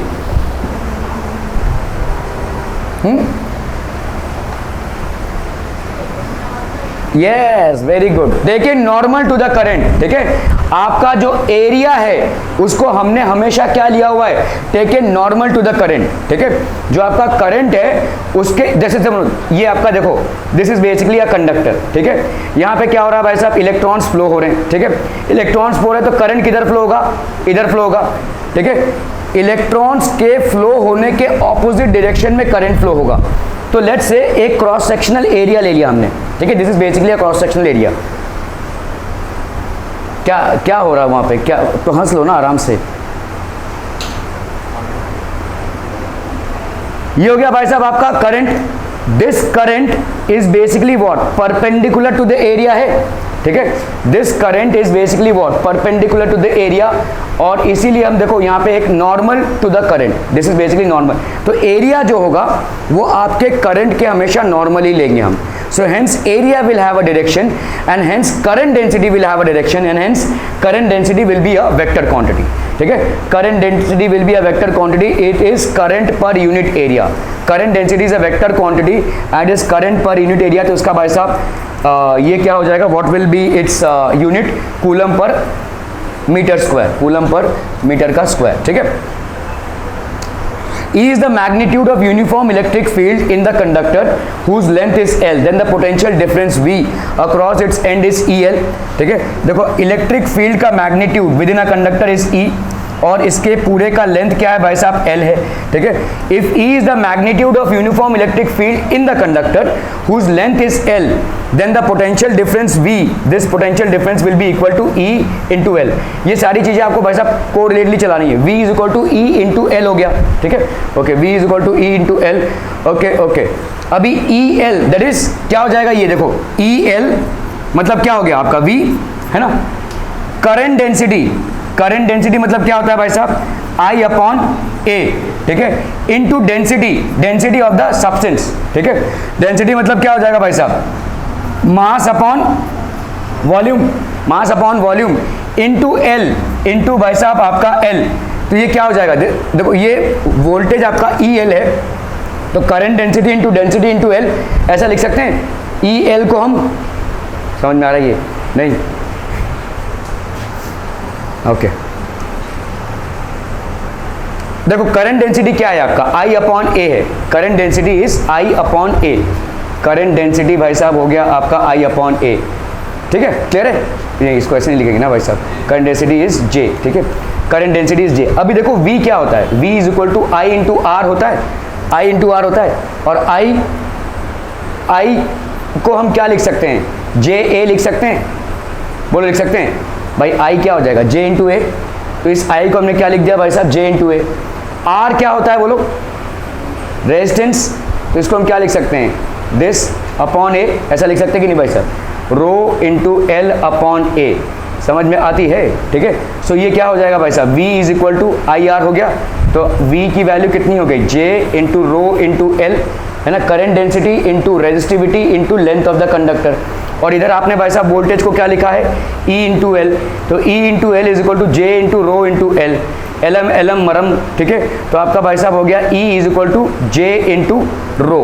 रो क्या है आपका? Resistivity of the material. Clear है? समझ में आ रहा है ये? ठीक है, तो EL मतलब आपका J into rho into L. ये समझ में आ रहा है अभी? Are we clear? ये EL बेसिकली क्या है? V है. और ओम्स लॉ लगाते हो अगर तो ये होता है I बाई R. और आपका I क्या होता है भाई साहब? सॉरी, अपना J क्या होता है? Current density is equal to I by A. तो आपके I को आप क्या लिख सकते हो भाई साहब? J इंटू A लिख सकते हो. ठीक है, तो ये EL हो गया आपका V और इस V को आप क्या लिख सकते हो भाई साहब? I into R. I into R मतलब कितना हो जाएगा? J into A into R. मतलब ये हो गया J into A into R की जगह पे आप क्या लिख सकते हो? रेजिस्टेंस का आपने पढ़ा हुआ है भाई साहब 10th में. It is equal to resistivity into length of the conductor upon area of the conductor. So this will be resistivity of the conductor. हाँ, डोले शोले दिखा ले भाई साहब तू. Resistivity L by A. तो ये कैंसलम कैंसलम, ये हो गया J रो L. ठीक है, तो EL this is equal to V, this is equal to, अभी ये एलम एलम कैंसलम, तो आपका भाई साहब E is equal to current density into resistivity. ठीक है, of the material. Are we clear in this one people? The above relation for magnitudes E and J can be the above relation for magnitudes E and J. हम यहाँ पे सिर्फ magnitudes की बात कर रहे हैं क्योंकि भाई साहब E का एक E का एक डायरेक्शन होगा और J का एक डायरेक्शन होगा. ठीक है, okay. So the above relation for magnitudes E and J can indeed be cast in a vector form. तो इसको हम वेक्टर फॉर्म में भी रिप्रेजेंट कर सकते हैं. रेजिस्टिविटी आपकी वेक्टर नहीं होती है. ठीक है, J आपका वेक्टर है और E भी आपका वेक्टर है. ठीक है, resistivity is what is resistivity? एक इंट्रिंसिक प्रॉपर्टी होती है. Resistivity is basically N intrinsic property of a element. ठीक है, अलग अलग एलिमेंट्स की अलग अलग रेजिस्टिविटी होती है और रेजिस्टिविटी को जब आप लेंथ और एरिया सारी चीजों को जब आप कंसिडरेशन में लेते हो तब एक परफेक्ट कंडक्टर का रेजिस्टेंस मिलता है आपको. ठीक है, रेजिस्टिविटी आपका एलिमेंट्स पे होता है. कॉपर का एक अलग रेजिस्टिविटी होगा, आयरन का एक अलग रेजिस्टिविटी होगा, एल्यूमिनियम का एक अलग रेजिस्टिविटी होगा अब ये एलिमेंट स्पेसिफिक होती है, ठीक है। और रेजिस्टेंस जो होता है वो कंडक्टर के लेंथ, एरिया और रेजिस्टिविटी तीनों चीज़ों पे डिपेंड करेगी, ठीक है। The above equations, the current density which we have defined as the current through unit area normal to the current is also directed along E. तो आपका भाई साहब इसका डायरेक्शन और इसका डायरेक्शन सेम होगा, ठीक है। सो दिस विल बी, तो आप इसको क्या लिख देंगे भाई साहब, जे को आप क्या लिख सकते हैं, सिग्मा इंटू ई। अभी सिग्मा क्या होता है भाई साहब, sigma is equal to 1 by rho, ये आपका रेजिस्टिविटी है, तो रेजिस्टिविटी का हो जाएगा कंडक्टिविटी। देखो इसको ऐसे याद रखो, रेजिस्टिविटी क्या होती है, वो रेजिस्टेंस को बढ़ाएगी या कम करेगी। रेजिस्टिविटी क्या होगी, रेजिस्टेंस को बढ़ाएगी या कम करेगी। अरे भाई साहब नाम में ही है ना, रेजिस्टिविटी मतलब रेजिस्टेंस को बढ़ा रही है। जितना, देखो ना भाई साहब, ये रेजिस्टेंस है, ये रेजिस्टिविटी है L बाई ए, इसको छोड़ो, अगर मैं रेजिस्टिविटी को बढ़ाऊं तो ये बढ़ेगा, रेजिस्टेंस बढ़ेगा, तो मतलब करंट फ्लो को वो सपोर्ट करेगी या नहीं करेगी, राइट। जितना ज़्यादा किसी चीज़ में रेजिस्टिविटी होगा उतना ज़्यादा उसमें रेजिस्टेंस भी होगा, क्लियर है, ओके। जब आप किसी चीज़ को, तो अगर मैंने 1 बाई रो ले लिया, 1 बाई रो मतलब ये क्या हो जाएगा, कंडक्टिविटी हो जाएगी। समझ में आ रहा है भाई साहब। अगर मैं 2 लूँ और उसका 1/2 कर लूँ, दोनों अलग चीज़ें हैं ना भाई साहब। आपने वैल्यू बहुत कम कर दी, एक तो आपने भाई साहब ट्वाइस लिया और एक में आपने वैल्यू हाफ कर दी। तो इसी तरह से आपने अगर रेजिस्टिविटी को 1/1 रेजिस्टिविटी डाला है तो ये हो जाएगी कंडक्टिविटी। अभी आप बोलेंगे भाई साहब ये कैसे रिलेटेड है, देखो जिसकी जितनी ज़्यादा रेजिस्टिविटी, जिस सब्सटेंस की जितनी ज़्यादा रेजिस्टिविटी उतनी ज़्यादा उसका रेजिस्टेंस, ठीक है, ओके। 1 बाई रो क्या है, कंडक्टिविटी। अभी अगर मैं बोलूं जिसकी जितनी ज़्यादा रेजिस्टिविटी, ठीक है, उसकी उतनी कम कंडक्टिविटी होगी नहीं, मालूम, समझ में आ रहा है, ये समझ में आ रहा है। देखो जितनी ज़्यादा रेजिस्टिविटी उतनी कम कंडक्टिविटी, जितनी कम रेजिस्टिविटी उतनी ज़्यादा कंडक्टिविटी। तो conductivity is basically the reciprocal of resistivity. Conductivity is reciprocal of resistivity. तो अभी तक आपने यहां तक तो समझ लिया होगा, E electric field is equal to current density into resistivity, ठीक है। अभी इसी को अगर आप वेक्टर फॉर्म में लिख रहे हैं तो E is equal to JP हो जाएगा। अभी अगर हमने भाई साहब जे को लिखा, जे इज इक्वल टू क्या हो जाएगा बोलो, ई अपॉन रेजिस्टिविटी, और ई अपॉन रेजिस्टिविटी मतलब ई अपॉन ऐसा, और 1 बाई रो हमको मालूम है क्या होता है, conductivity. So conductivity into E, so J is equal to conductivity into E. 1 by resistivity is known as conductivity. Clear है। जितना यहाँ पे आपका रेजिस्टिविटी बढ़ेगा उतना कंडक्टिविटी कम होता जाएगा, जितना आपका रेजिस्टिविटी कम होता जाएगा उतना कंडक्टिविटी बढ़ता जाएगा भाई साहब, ठीक है।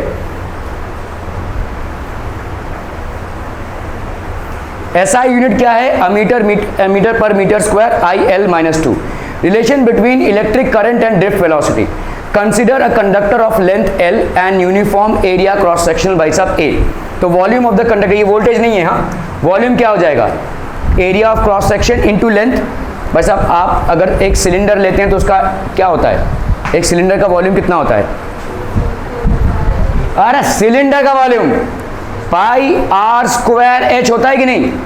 एक सिलेंडर लिया हमने, ठीक है, तो लेट से आपका यहाँ पे रेडियस हो गया R और यहाँ पे आपका H हो गया इसका ये, तो इस पाई आर स्क्वायर को क्या लिख सकते हैं हम, A लिख सकते हैं, और H को हम L लिख सकते हैं, सेम है। तो कंडक्टर भी एक सिलेंडर की तरह ही है, ठीक है।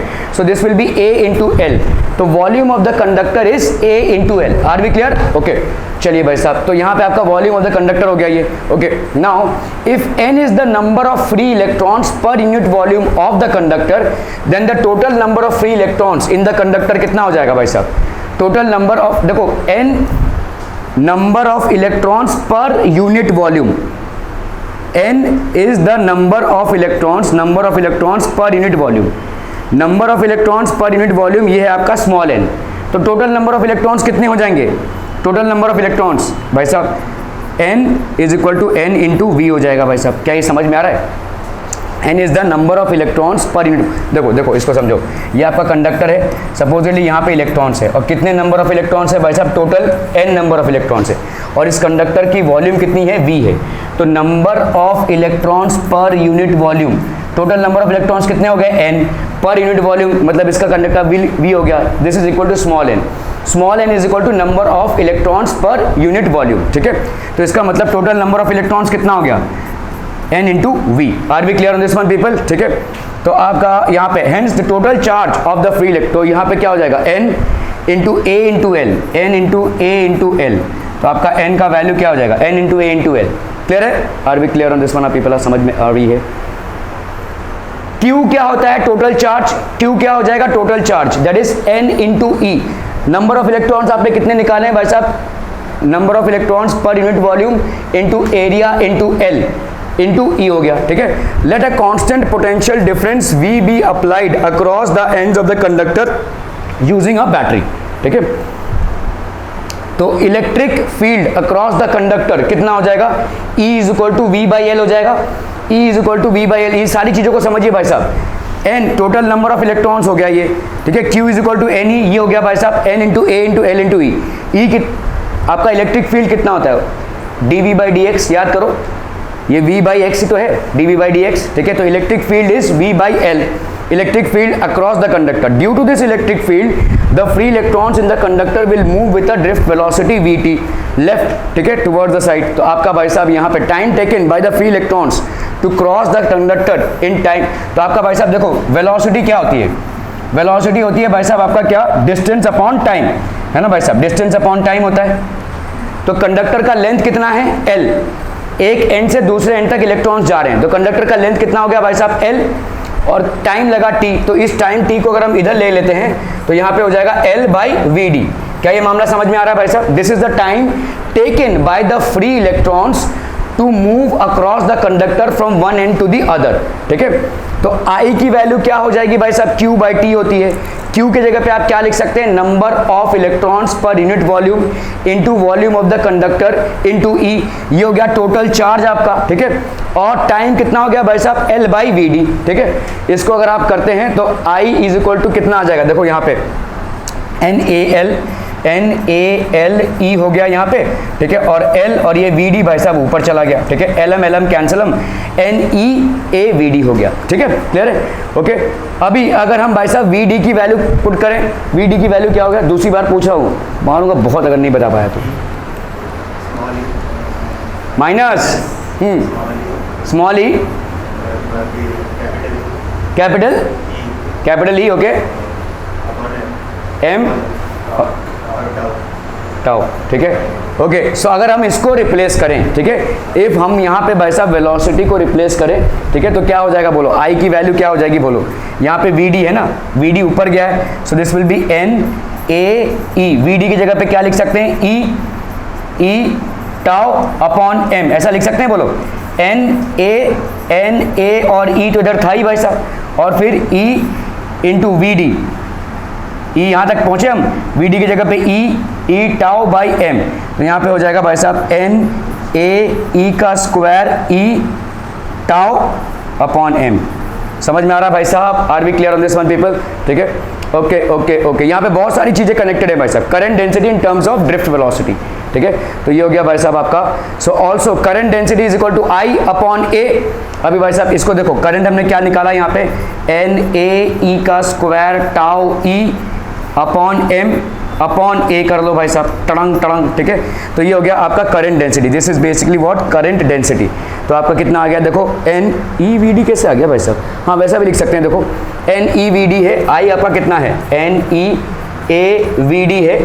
तो अगर हमने भाई साहब J निकालने की कोशिश की तो ये हो जाएगा I upon A, that is NeAVD upon A। कैंसलम NeVD हो गया। ठीक है। या आप लिख सकते हैं करंट डेंसिटी की वैल्यू क्या हो जाएगी? NE square tau E upon M।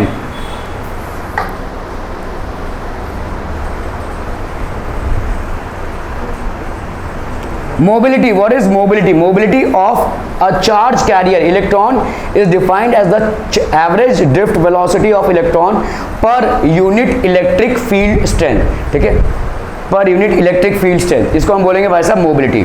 तो मोबिलिटी क्या हो जाएगी? Drift velocity upon electric field, जो भी आपकी डायरेक्ट वेलोसिटी हो गई upon electric field, that is called the mobility of the electron. ठीक है। Mu is equal to VD। अभी VD की हम मॉड वैल्यू लेंगे यहाँ पे। ठीक है। VD की मॉड वैल्यू लेंगे अपॉन E। ठीक है। What type of collision takes place between electrons and atoms or ions of a conductor? देखो देखो देखो, अभी तो हमने डिस्कस किया in elastic, elastic what type, एक टपली मार उसको, elastic collisions, elastic collisions, semi elastic collision, perfectly elastic collisions. तो किस टाइप के कोलिजन्स होंगे भाई साहब आपके, इन इलास्टिक कोलिजन्स। मतलब क्या होगा, एनर्जी आपका ट्रांसफर होगा, ठीक है। Okay, the drift velocity of an electron in a copper conductor of cross section this and this, if the current is 10 ampere, find the number of electrons crossing per unit volume. Drift velocity of an electron क्या दिया हुआ है आपको, VD की value दी हुई है, कितना है भाई साहब, drift velocity of an electron is 1.5 into 10⁻⁻⁴ metre per second, ये आपका ड्रिफ्ट वेलोसिटी है, ठीक है। Of an electron in a copper conductor of cross sectional area, area आपका कितना है भाई साहब, 5 इंटू 10⁻⁻6 मीटर का स्क्वायर है। करंट डेंसिटी आपको दी हुई है, कितना है भाई साहब, 10 amperes, the current is 10 amperes, sorry current is 10 amperes, ठीक है। Find the number of electrons crossing per unit volume, तो आपको यहाँ पे n बाई वी की वैल्यू फाइंड करनी है, which is equal to what आप पीपल n। क्लियर है, क्लियर है, क्लियर है, ओके। आपको भाई साहब इसका वैल्यू फाइंड आउट करना है, कैसे करेंगे भाई साहब, कौन सा फॉर्मूला लगाएंगे, I इज इक्वल टू, अभी पढ़ा ना, n a, नहीं n NEAVD ना, NEAVD अभी अपने पढ़ा भाई साहब, ठीक है, NEAVD, ओके। तो आपका भाई साहब n ये वाला n जो है वो क्या है, number of electrons per unit volume है n, तो I की वैल्यू I अपॉन EAVD हो जाएगा भाई साहब, ठीक है। I की वैल्यू डाल दीजिए भाई साहब 10 एम्पियर्स, ठीक है। VD की वैल्यू आपको मालूम है, एरिया की वैल्यू मालूम है, यहाँ पे ये हो जाएगा 1.6 इंटू 10⁻⁹,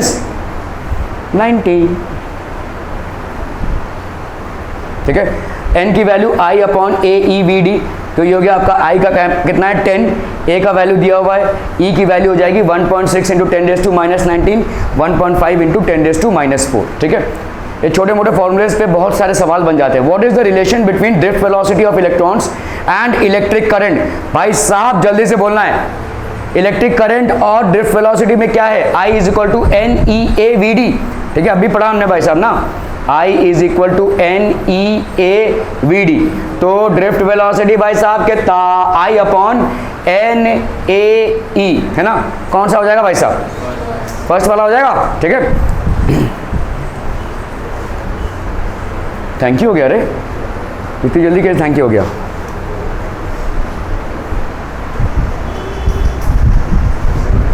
अभी तक एक ही फिनिश हुआ है,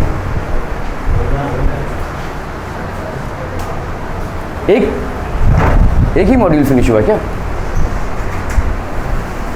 okay people, we will continue with current electricity, और करंट इलेक्ट्रिसिटी में we will discuss some things which we have already gone through, ठीक है।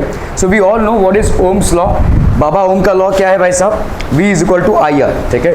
तो बेसिकली अगर आप किसी कंडक्टर के अक्रॉस पोटेंशियल डिफरेंस अप्लाई करते हैं, so when you keep on increasing the potential difference, the current that is passing through the conductor also increases, ठीक है। that is all about Ohm's law. V is directly proportional to I और I is directly proportional to V, तो इसको हम equal करते हैं V is equal to IR से, ठीक है।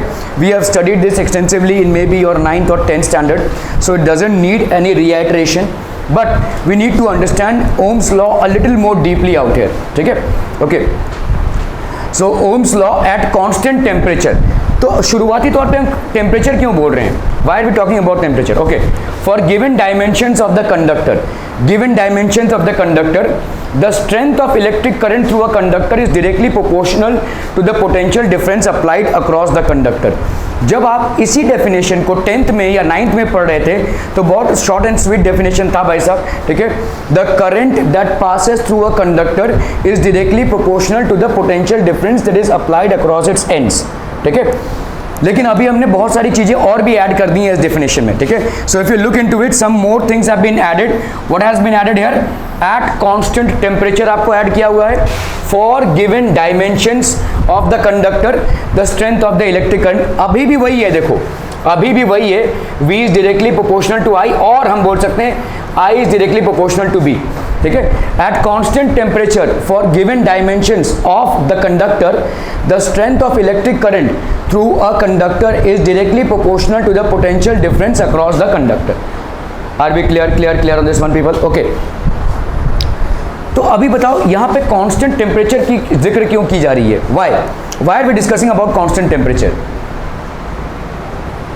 ये चीज ऐड हुआ है ना, आपके 10th के डेफिनेशन से ये वाला चीज ऐड हो गया है, ये वाला गिवन डायमेंशंस भी ऐड हुआ है। तो we will come to given dimensions, but let's first discuss about constant temperature. Why constant temperature?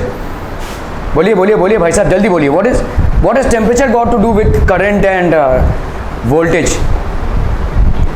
Okay, देखो यहाँ पे आपका एक कंडक्टर है,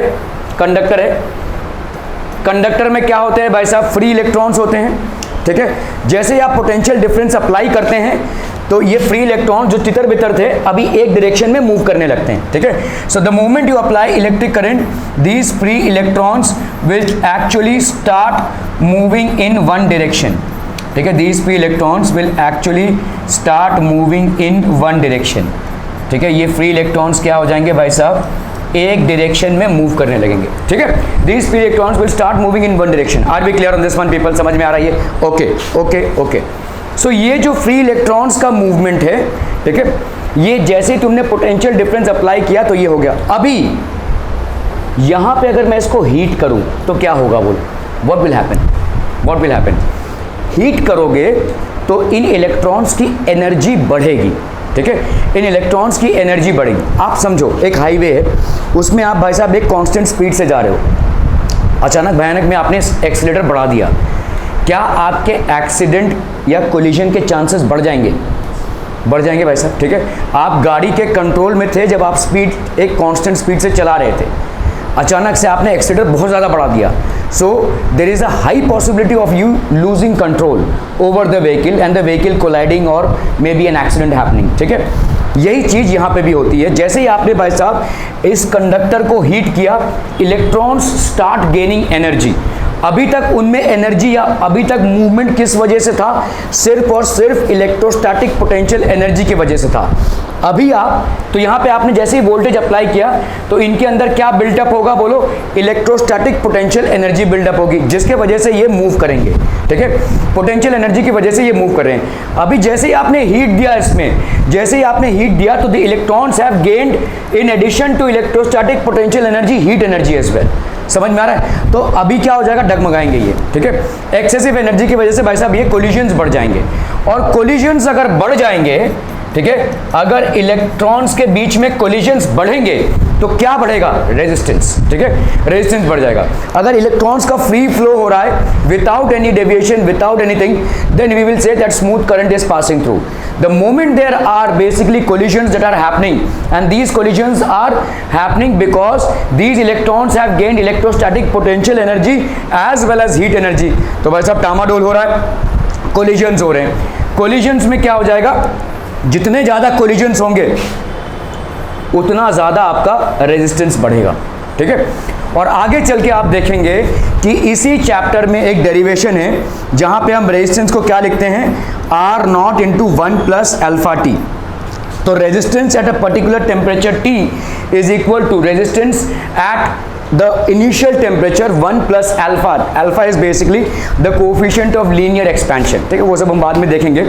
लेकिन आपको अगर कंडक्टर को हीट देना है और उसी समय पे इलेक्ट्रिसिटी पास करवानी है तो आपके कंडक्टर का रेजिस्टेंस बढ़ जाएगा, ठीक है, द रेजिस्टेंस विल इंक्रीज। और इसीलिए देखो कंटिन्यूस किसी भी इलेक्ट्रिकल अप्लायंस को चला के नहीं रखना चाहिए। किसी भी इलेक्ट्रिकल अप्लायंस को, चाहे वो पंखा हो, चाहे एसी हो, चाहे कोई भी चीज़ हो, गीज़र इधर तो खैर बहुत हाई वोल्टेज वाले हो जाएंगे, लेकिन अगर कंटिन्यूस आप चला के रखेंगे तो उसमें से बहुत देर से क्या फ्लो हो रहा है? इलेक्ट्रिसिटी, जिसके वजह से उसका टेम्परेचर हाई होगा। कोई भी इलेक्ट्रिकल अप्लायंस, समझ लो पंखे को जब चला रहे हो आप, तो पंखे को बंद कर दिया आपने, उसको टच करेंगे तो आप देखेंगे वो गर्म हो गया है। तो अगर वो गर्म हो गया है तो ऑब्वियसली उसकी रेजिस्टेंस बढ़ गई है।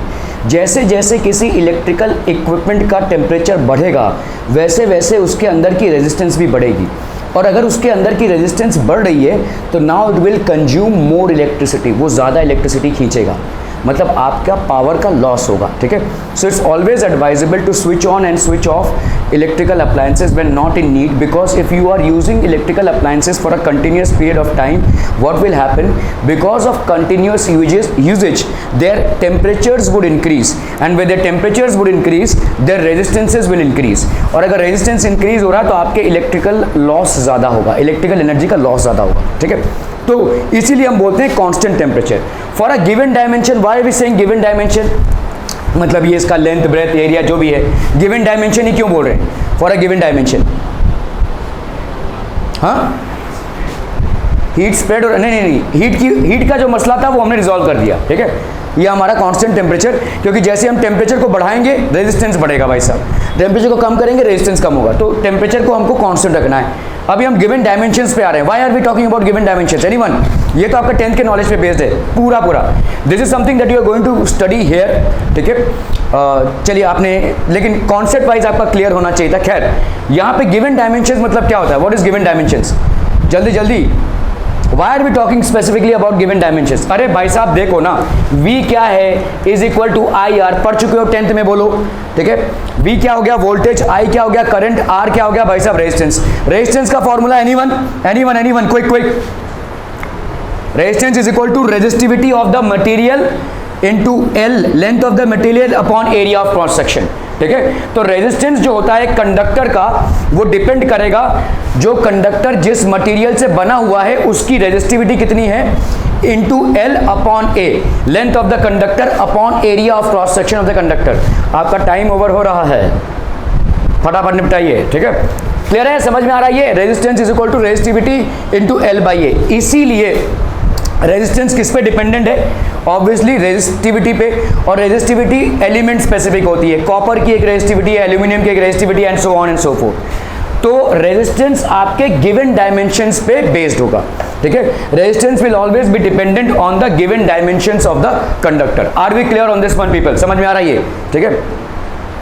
Okay, at constant temperature for given dimensions of the conductor, the strength of the electrical current through a conductor is directly proportional to the potential difference across the conductor. Let V be the potential difference applied across the conductor and I be the current flowing through it. तो according to Ohm's law हम क्या बोल सकते हैं भाई साहब? V is equal to IR, या I की वैल्यू क्या हो जाएगी? V by R, ठीक है। V by R, where R is the electrical resistance of the conductor। ये भाई साहब कंडक्टर का रेजिस्टेंस हो जाएगा, ठीक है। Now what is resistance? The ratio of potential difference across the ends of the conductor and the current passing through it। तो V is equal to IR होता है, तो रेजिस्टेंस कितना हो जाएगा भाई साहब? V by I, ठीक है।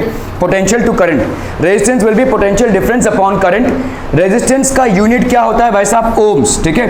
तो आपका भाई साहब रेजिस्टेंस का यूनिट क्या हो जाएगा भाई साहब? V बाई I, ठीक है। तो volt per ampere, 1 volt per ampere is equal to 1 ohm, ठीक है। 1 volt per ampere is equal to 1 ohm. Clear है? डायमेंशनल फॉर्मूला इसका क्या हो जाएगा? MLT minus 3A-2। कैसे आएगा बोलो? पोटेंशियल डिफरेंस, देखो पोटेंशियल डिफरेंस क्या होता है? Potential difference is W upon Q। याद है भाई साहब? Work done per unit charge, हम पढ़ चुके हैं इसको, ठीक है। Potential difference is equal to this. Work done क्या होता है? फोर्स इनटू डिस्प्लेसमेंट, और चार्ज क्या हो जाएगा? I इंटू टी, है कि नहीं भाई साहब? करंट क्या होता है? Q बाई टी, तो Q की वैल्यू क्या हो जाएगी? I इंटू टी, ठीक है। फोर्स का डायमेंशन क्या होगा बोलो? MLT minus 2, mass into acceleration MLT minus 2। D का क्या हो जाएगा भाई साहब? L upon current that is A into T.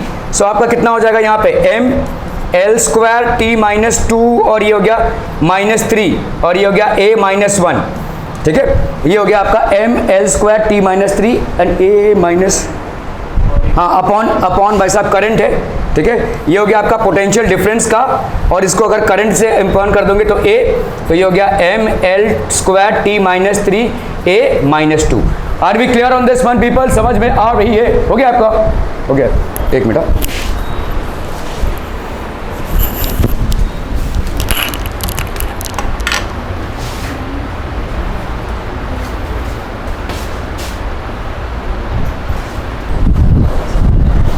Okay, so dimensional formula से क्या हो जाएगा भाई साहब? ML square T minus Q A minus 2, ठीक है। ओके, सो आपका जब भाई साहब क्या होगा? If V is equal to 1 volt I is equal to 1 ampere then R is equal to 1 ohms, ठीक है। तो हम देखो तीनों को अलग अलग डेफिनेशन से अज्यूम करके बना सकते हैं। तो when the potential difference applied across conductors is 1 volt and the current through it is 1 ampere, then obviously the resistance across the conductor has to be for 1 ohm। अलग अलग चीज़ों से हम इसको डिफाइन कर सकते हैं, ठीक है। तो हम अगर इसको देखते हैं, the resistance of a conductor is said to be 1 ohm if 1 ampere current passes through a conductor having a potential difference of 1 volt across its ends, ठीक है। तो अगर भाई साहब आप देखो V is equal to I R होता है, तो R की वैल्यू क्या हो जाएगी, V बाई आई, ठीक है। अगर 1 ohm तो ये हो जाएगा 1 volt अपॉन 1 एम्पियर, ठीक है।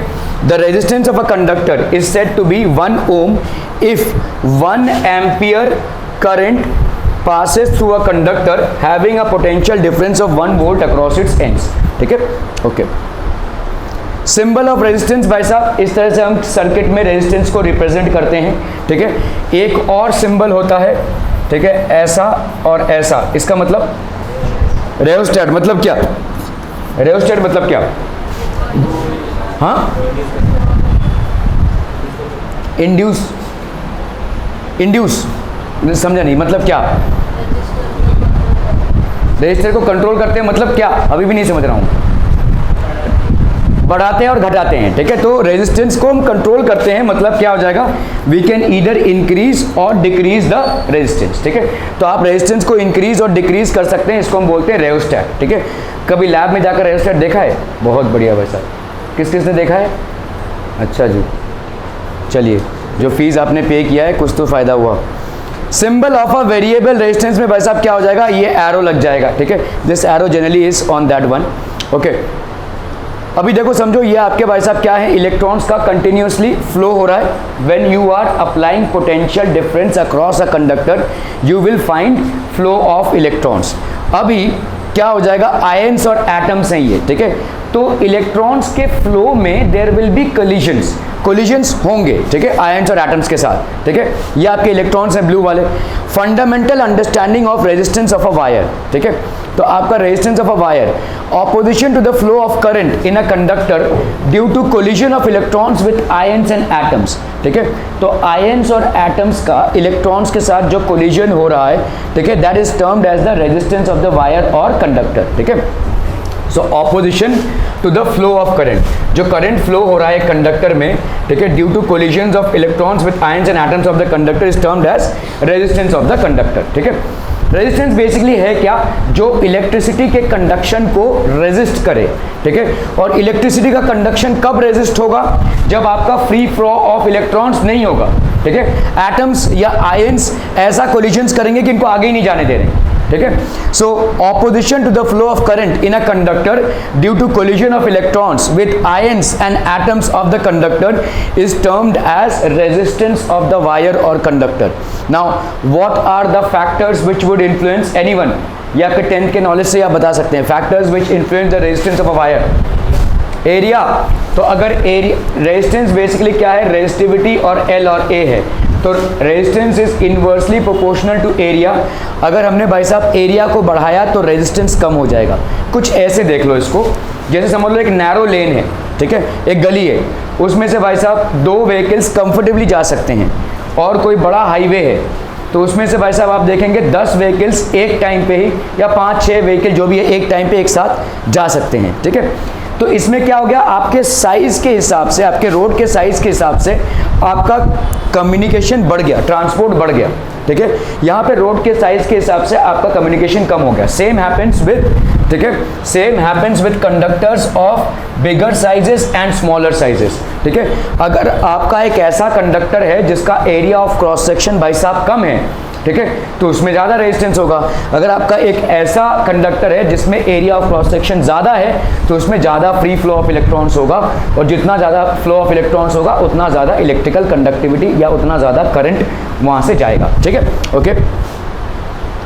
Okay, so what are the factors which influence the resistance of a wire, क्या क्या हो जाएंगे भाई साहब, area, the more is the area the lesser is the resistance, the more is the length, ठीक है, R is equal to resistivity into L into A, तो R is directly proportional to length, the more is the length the more is the resistance. जितना ज़्यादा length होगा उतना ज़्यादा resistance होगा। क्यों बता सकते हैं, क्यों बता सकते हैं? क्योंकि इलेक्ट्रॉन्स जितना ज़्यादा ट्रैवल करेंगे उतना ज़्यादा कोलिशंस भी तो करेंगे. The more they travel the more will be the collisions. ठीक है, okay. So the electrons will collide more. ठीक है, ओके. सो ये एक और ये एक भाई साहब आपके हो गए. ठीक है, कंडीशंस. ठीक है, okay. So nature of the material that is specific resistance, इसको हम क्या बोलते हैं? स्पेसिफिक रेजिस्टेंस और resistivity. Nature of the material that is specific resistance और रेजिस्टिविटी. अलग अलग मटेरियल के अलग अलग स्पेसिफिक रेजिस्टेंस और रेजिस्टिविटी होती है. ठीक है, जनरली अगर आप देखोगे कंडक्टर्स जो होते हैं उनकी रेजिस्टिविटी काफ़ी लो होती है. ठीक है, conductors like copper, silver is the best conductor of electricity basically. ठीक है, लेकिन सिल्वर का प्राइस इतना ज़्यादा है कि हम उसको इलेक्ट्रिकल वायरिंग इंस्ट्रूमेंट्स में बनाने में अफोर्ड नहीं कर सकते. ठीक है, क्लियर है? ओके. तो silver happens to be the best conductor of electricity. Copper. ठीक है, यहाँ पे आप लोग बड़े चुपचाप शांत रहते हैं. मैंने सुना है उधर बड़ी रंगरलियाँ बनती हैं. नहीं, ऐसे सुना है मैंने, नहीं बनती हैं. उधर भी ऐसे ही एकदम शांत चुपचाप बैठे रहते हैं. उधर भी ऐसा ही इन्वायरमेंट रहता है. नहीं कि हाँ, नहीं बता सकते, दूसरों का नुकसान हो जाएगा. दूसरों का नुकसान नहीं, आपका भी नुकसान हो रहा है. आपका भी नुकसान हो रहा है. ये जितने यहाँ पे जेंटलमैन लोग बैठे हुए हैं वहाँ जाके सब शेर बन जाते हैं. वो उनका तजुर्बा है और हर टीचर की अपनी एक अलग स्टाइल होती है. मैं उनको नहीं बोल सकता हूँ कि आप इनको मारिए, डांटिए या जो भी कीजिए. Other different teachers have different ways of communicating and different ways of teaching as well. जहाँ तक नॉलेज का सवाल है, he is better learned person than me. उन्होंने PhD किया हुआ है. ठीक है, he is more vast in knowledge than even me. लेकिन जहाँ तक आपके बिहेवियर का सवाल है, वो अगर आप तक ही सीमित है तो अच्छा है. लेकिन अगर आपका बिहेवियर दूसरों को इम्पैक्ट कर रहा है, then it's a concern for me. Then I will get into it. आज नहीं तो कल मैं वहाँ पे कैमरा इंस्टॉल करूँगा which will have a voice recording as well. सारी हरकतें आपकी कैप्चर होंगी वहाँ पे और ये सारी चीज़ें आपकी पोस्ट होंगी ग्रुप में जहाँ पे आपके पेरेंट्स रहेंगे. You want me to make this nasty, I am ready for it. The more nastier you get, the more undiscipline you get, the more I will get clutches on you. और आप मुझे मजबूर कर रहे हैं. आप एक ऐसे लेवल पे है जहाँ पे मारना, डांटना, पीटना नहीं चल सकता, धमकाना भी नहीं चल सकता. लेकिन पेरेंट्स को बुलाकर हाईलाइट तो किया जा सकता है ना इशू आपका. आपके वहाँ पे बहुत ज़्यादा डिस्टर्बेंस होता है. ऐसा सिर्फ मैं नहीं बोल रहा हूँ, बहुत सारे लोग बोल रहे हैं. आप में से ही कुछ लोग बोल रहे हैं, वहाँ पे जो टीचर्स रहते हैं वो भी बोल रहे हैं. इसको आप कंट्रोल में लाइए, क्योंकि अगर मैं कंट्रोल में लाऊंगा तो बहुत बुरी तरीके से लाऊंगा, जो आपको अच्छा नहीं लगेगा. I think you are matured enough. You have some material out here between your shoulders which can take care of this. ठीक है? Okay. Factors which influence nature of the material. और बेझिझक बोल सकते हैं आप. ऐसा कुछ नहीं है कि मैं अगर आपसे पूछ रहा हूँ, ठीक है अभी मैं बोलूँगा कि वो हरकतें करता है, वो मजाक, इट इज़ नॉट देयर. बेझिझक बोलिए भाई साहब, क्योंकि नुकसान में आप भी हैं. किसी की हरकतों की वजह से नुकसान में आप भी हैं. वो टाइम वहाँ पे आपका भी वेस्ट हो रहा है. बेझिझक बोलिए. आपको लगता है कि वहाँ पे टाइम पास हो रहा है और कुछ लोग हैं जिसको इस टाइम पास में इन्वॉल्व हैं, आप सामने बोलिए, मैं देख लूँगा. सामने बोलिए, यहाँ पे ही बोलिए. नहीं बोलना है तो आप मेरे को पर्सनली बोलिए, मैसेजेस में बोलिए, कुछ भी करना है कीजिए. But I will get to it that you are not disturbing the class. आपका खुद मन नहीं लग रहा है, it's your problem. I can not do anything about it. लेकिन अगर आप दूसरों का भी मन नहीं लगने दे रहे हैं, then definitely I will interfere and I will get it corrected in my own way. Resistance of the wire, nature of the, तो आपका जैसे जैसे कंडक्टर्स की कंडक्टिविटी बढ़ेगी, ये जो रेजिस्टिविटी है वो कम होती जाएगी. तो कॉपर और silver which are basically one of the best conductors electricity will have a very low resistivity. इनकी रेजिस्टिविटी बहुत लो होगी. ठीक है, क्लियर है? Directly proportional to the length of the wire, inversely proportional to the area of cross section. ये सब आप 10th standard में पढ़ चुके हैं. अगर कुछ खास डिफिकल्ट लग रहा है, यू कैन मतलब I can again explain, but I think it's mere wastage of time to discuss this all over once again. R is equal to resistivity into L by A is something that you have freshly studied in the 10th standard and I don't think it needs a reiteration. काफ़ी सारे सवाल भी आपने लगाए होंगे इस पर. ठीक है, ये आता है जो आपने 10th स्टैंडर्ड में नहीं पढ़ा है।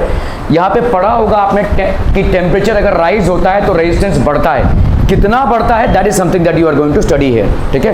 तो R is equal to resistivity into L by A, this is not something new, but R is equal to R naught into 1 plus alpha T, this is something that you are going to study new, ठीक है। ये आपका नया aspect है जो आप पढ़ेंगे, ठीक है। तो resistance of the wire depend करेगा भाई साहब किस पे, टेम्परेचर ऑफ द वायर पे, ठीक है। So R is equal to resistivity into L by A, ठीक है। Okay, knowledge plus Ohm's law is neither a basic law nor a derivable one. ये डेरिवेशन नहीं है, ये बेसिक लॉ नहीं है कोई, मतलब फिजिक्स के जितने भी लॉज हैं वो डिराइव किए जा सकते हैं, ठीक है, वो डिराइव किए जा सकते हैं, बट ओम्स लॉ को आप डिराइव नहीं कर सकते, ठीक है। It is not a derivable law. V is equal to I R is just an empirical relation. Empirical relation मतलब कैसा भाई साहब, देखो आपने वो एक्सपेरिमेंट किया होगा ना जहाँ पे आप V को या I को V के साथ प्लॉट करते हैं और आपको कुछ ऐसा स्ट्रेट ग्राफ मिलता है। देखो किया ये एक्सपेरिमेंट, नहीं किया है, ठीक है। तो आप क्या कर रहे हैं बेसिकली इस एक्सपेरिमेंट में, रेजिस्टेंस को चेंज कर रहे हैं। वो रेयोस्टैट जो है, रेजिस्टेंस बॉक्स जो है, उसमें रेजिस्टेंस को कंटिन्यूसली चेंज कर रहे हैं, जिसके वजह से क्या हो रहा है, I और V में कॉरेस्पॉन्डिंगली चेंजेस हो रहे हैं आपके, ठीक है, क्लियर है। तो इसी के ऊपर है भाई साहब आपका ओम्स लॉ। ओम ने भी यही किया था, तो he saw that V is directly proportional to I। तो इसको भाई साहब इक्वेट करने के लिए उन्होंने एक कांस्टेंट लगा दिया। जब भी आपकी प्रोपोर्शनैलिटी की इक्वेशन होती है, उस इक्वेशन को इक्वल टू साइन से बैलेंस करने के लिए हम कोई कांस्टेंट लगाते हैं, और इसी से इजाद हुई रेजिस्टेंस की, ठीक है। Resistance is basically the constant that was applied in this equation. तो ये एक एम्पेरिकल रिलेशनशिप है, it is not a derivable relationship. ये किसी चीज से डिराइव नहीं कर सकते हम। ज्यादा करके जितने भी फिजिक्स के लॉज हैं दोज कैन बी डिराइव, ठीक है। Microscopically ohm's law is expressed as V is equal to I, ठीक है, L sigma by A, where A is the electrical conductivity of the material. देखो होता क्या है, देखो V इज इक्वल टू क्या है भाई साहब आपका IR है, ठीक है। इस IR को आप क्या लिख सकते हैं, I को आपने I ही रहने दिया, इसको आप क्या लिख सकते हैं, रेजिस्टिविटी L बाई A, ऐसा लिख सकते हैं, बोलो, ठीक है। ओके, मतलब इसको आप क्या लिख सकते हैं भाई साहब, IL by A upon 1 by रो, ऐसा लिख सकते हैं भाई साहब। ये रो ऊपर चला जाएगा ना, 1 बाई रो, और 1 बाई रो क्या होता है, 1 by resistivity is basically equal to conductivity.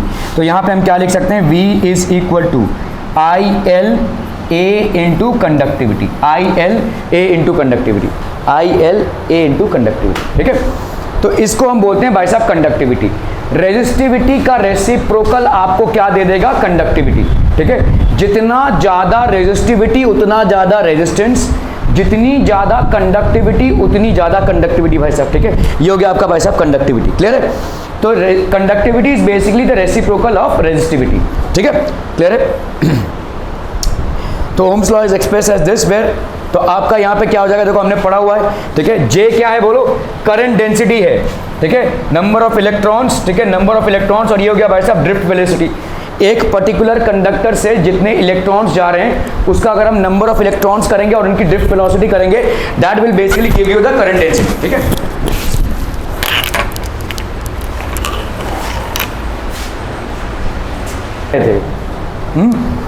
Okay, J भाई साहब क्या हो जाएगा, NEVD।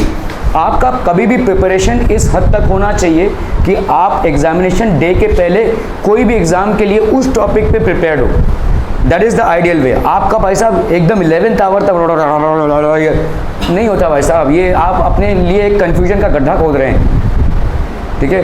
ये किसी भी स्टूडेंट का सबसे बड़ा फेलियर है कि लास्ट मिनट और लास्ट आवर तक आप भाई साहब कर रहे हैं भाई साहब। You should be keeping yourself free before the examination date. All you have to do is give the exam out there. हाँ, मुझे मालूम है कि ये बहुत आइडियल सिनेरियो है और पॉसिबल नहीं है regarding the length of your course and all that stuff, but I still feel CBSE is at a much better advantage. भाई साहब इतने सारे डिलीशंस आपके हो चुके हैं ना, ये सॉलिड स्टेट का जो चैप्टर भाई साहब इनको है, आपको नहीं है। आपके इतने सारे डिलीशंस हो चुके हैं कि you are at a much better position to finish off with your syllabus then the state board guides. तो समझिए इस चीज़ को, ठीक है। आप ऑलरेडी एडवांटेज पे हैं और आपको मैंने जो भी अलाइन किया हुआ है, जो टेस्ट, वो आपके एग्जाम के हिसाब से ही अलाइन किया हुआ है। It would have helped you. Anyways, it's your description. ये बहाने भाई साहब एकदम फालतू वाले, फ्रॉड वाले बहाने हैं। ओके, करंट डेंसिटी बेसिकली क्या होता है, current density is rate of flow of charge, ठीक है। मतलब देखो करंट डेंसिटी क्या हो जाएगी, rate of flow of charge. पहले तो हम करंट निकालेंगे। करंट क्या होता है भाई साहब, current is rate of flow of charge that is Q by T, ठीक है, Q by T. Q by T भाई साहब क्या आ जाएगा, number of electrons into VD, तो ये हो गया आपका भाई साहब current density. Current density is equal to number of electrons into electron का जो चार्ज होता है दैट इज, ठीक है, सॉरी ये आपका नंबर ऑफ इलेक्ट्रॉन्स नहीं है, दिस इज व्हाट, देखो J is equal to NeVD है ना, तो ये हो जाएगा आपका number of electrons per unit volume into E into VD, ये हो जाएगा आपका करंट डेंसिटी, ठीक है।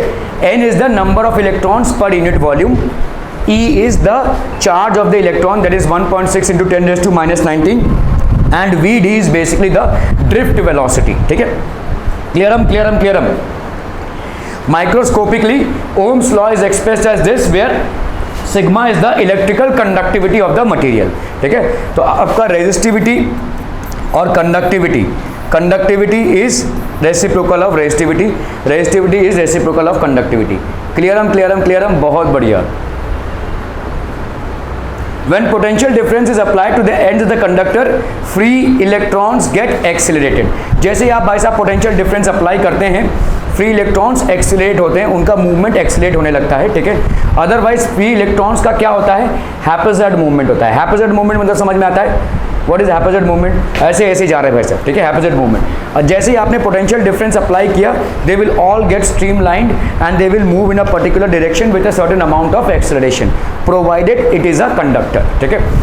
इंसुलेटर में क्या होता है, what happens in an insulator, जब आप पोटेंशियल डिफरेंस अप्लाई करते हो, समझ लो ये वुडन है और इसमें भाई साहब तार लगा के हमने बैटरी लगा दी, तो क्या होगा, what will happen, there is a potential difference, right. Potential difference तो भाई साहब एग्जिस्ट करता है। अभी इनके इलेक्ट्रॉन्स भाई साहब, इनके इलेक्ट्रॉन्स इतने ज़्यादा कोलिशंस करेंगे क्योंकि इनका रेजिस्टेंस बहुत ज़्यादा हाई है, इनके इलेक्ट्रॉन्स इतने ज़्यादा कोलिशंस करेंगे कि भाई साहब यहाँ से यहाँ तक पहुँच ही नहीं पाएंगे, ठीक है। इनका जो रोडवे है वो पूरा भाई साहब हैपेजार्ड है, ठीक है, मतलब गाड़ी इधर से भी आ रही, इधर से भी आ रही, कोई गाड़ी आगे नहीं जा पाएगी, क्या हो जाएगा, जाम हो जाएगा, ठीक है। सो इसका मतलब क्या हो जाएगा, यहाँ पे एक्यूमुलेशन होने लगेगी एनर्जी की और कभी कभी ये बर्न आउट होना चालू हो जाएगा, this will start burning out, ठीक है, ये आपका बर्न आउट होना चालू होगा। कभी कभी आपने देखा है भाई साहब, ये जो इलेक्ट्रिकल स्विचेस होते हैं वो बर्न आउट होते हैं, क्यों, बिकॉज दे आर प्लास्टिक और वहाँ पे एक्यूमुलेशन ऑफ चार्जेस होने लगता है, ठीक है। ज़्यादा करके मैं आपको बोल रहा हूँ, जितने भी हाई कंजम्पशन वाले यूनिट्स होंगे, जैसे AC हो गया आपका, ठीक है, जो भी आपको 3 पिन पॉइंट प्लग दिखता है वो हाई कंजम्पशन है, ठीक है, उसमें थर्ड वाला अर्थिंग के लिए होता है, ठीक है। तो काफ़ी इलेक्ट्रॉन की ट्रैफिक काफ़ी ज़्यादा है और इसको हर समय मतलब ठूंस के रखना है, सॉकेट में ठूंस के रखना है। अगर आप उसको थोड़ा सा बाहर रखेंगे ना, थोड़ा सा, यहाँ पे ही हुआ था ये, ठीक है, तो मैंने उसको निकाला था क्योंकि कुछ तार लगाना था मुझे, लेकिन मैंने उसको पूरा इंसर्ट नहीं किया था, जिसके वजह से क्या हो जाता है, जैसे अब इसको इंसर्ट नहीं कर रहे हैं आप, तो क्या होगा, यहाँ पे जो इलेक्ट्रॉन्स होंगे वो इलेक्ट्रॉन्स भाई साहब फ्री हो गए हैं, वो भाई साहब एयर के साथ बहुत हाई ट्रैफिक है यहाँ पे, तो एयर को आयनाइज करेंगे, तो भाई साहब ये जो प्लास्टिक है ये पिघल जाएगा, ठीक है, और शॉर्ट सर्किट होगा। So these things can happen, ठीक है। Potential difference is applied to the ends of the conductor, free electrons get accelerated. When the same thing you do with a non conductor, what will happen, there will be collisions and the collisions will be to a huge degree. तो आप देखेंगे अगर मैंने बहुत देर से इसमें electrical conductivity करने की कोशिश की, नहीं हो पाएगा, ठीक है। तो why, because there will be collisions which will be internal, okay. तो आपका यहाँ पे भाई साहब सिग्मा क्या हो जाएगा, sigma will be equal to NE, ठीक है, सॉरी आपका this is conductivity, this is आपका हो गया भाई साहब कंडक्टिविटी इनटू इलेक्ट्रिकल फील्ड, ठीक है, sigma into electrical field, clear है। ये हो गया आपका करंट डेंसिटी, हम पढ़ चुके हैं इस बारे में, okay. As they move they collide against the atoms and ions and thus their motion is opposed, ठीक है, और this opposition offer to the flow of charge through a conductor is called resistance. तो आपका charge के flow को जो opposition मिलता है उसको हम बोलते हैं रेजिस्टेंस, ठीक है। The amount of resistance the electron space while moving through a conductor when you have actually applied a potential difference across the conductor is called its resistance। Clear है, समझ में आ रहा है ये, ठीक है, okay. So the resistance of a conductor depends, किन किन चीजों पे डिपेंड करेगा भाई साहब फॉर्मूला देख लो, रेजिस्टेंस क्या है, रेजिस्टिविटी L और A, तो depends upon the nature of the conductor, conductor, resistance of a conductor depends upon the nature of the material. क्यों nature of the material? Because resistivity है, ठीक है, रेजिस्टिविटी है इसीलिए नेचर ऑफ द, हर material का, copper, aluminium, silver, gold जो भी है, सबकी एक एक अलग अलग रेजिस्टिविटी होती है और ये नेचर से कनेक्टेड होता है, मतलब उस एलिमेंट के नेचर से उसका रेजिस्टिविटी कनेक्टेड होता है, ठीक है। Dimensions of the conductor, dimension मतलब लेंथ एंड एरिया, ठीक है, जितना ज़्यादा लेंथ होगा उतना ज़्यादा भाई साहब रेजिस्टेंस होगा, जितना ज़्यादा एरिया ऑफ क्रॉस सेक्शन होगा उतना कम रेजिस्टेंस होगा, ठीक है। And physical conditions like temperature, temperature का इन्फ्लुएंस हम देखेंगे कि कैसे टेम्परेचर को बढ़ाने से रेजिस्टेंस बढ़ता है किसी भी कंडक्टर में, ठीक है। Okay, so pressure and dimensions like length and cross sectional area etcetera, ठीक है, प्रेशर पे भी डिपेंड करता है, लेकिन सॉलिड्स पे प्रेशर का कुछ असर नहीं होता है। देखो सॉरी, प्रेशर जो है, प्रेशर सिर्फ गैस पे अपना इन्फ्लुएंस छोड़ता है, solids and liquids both are incompressible, ज़्यादा करके वो कंप्रेसिबल नहीं होते हैं, ठीक है।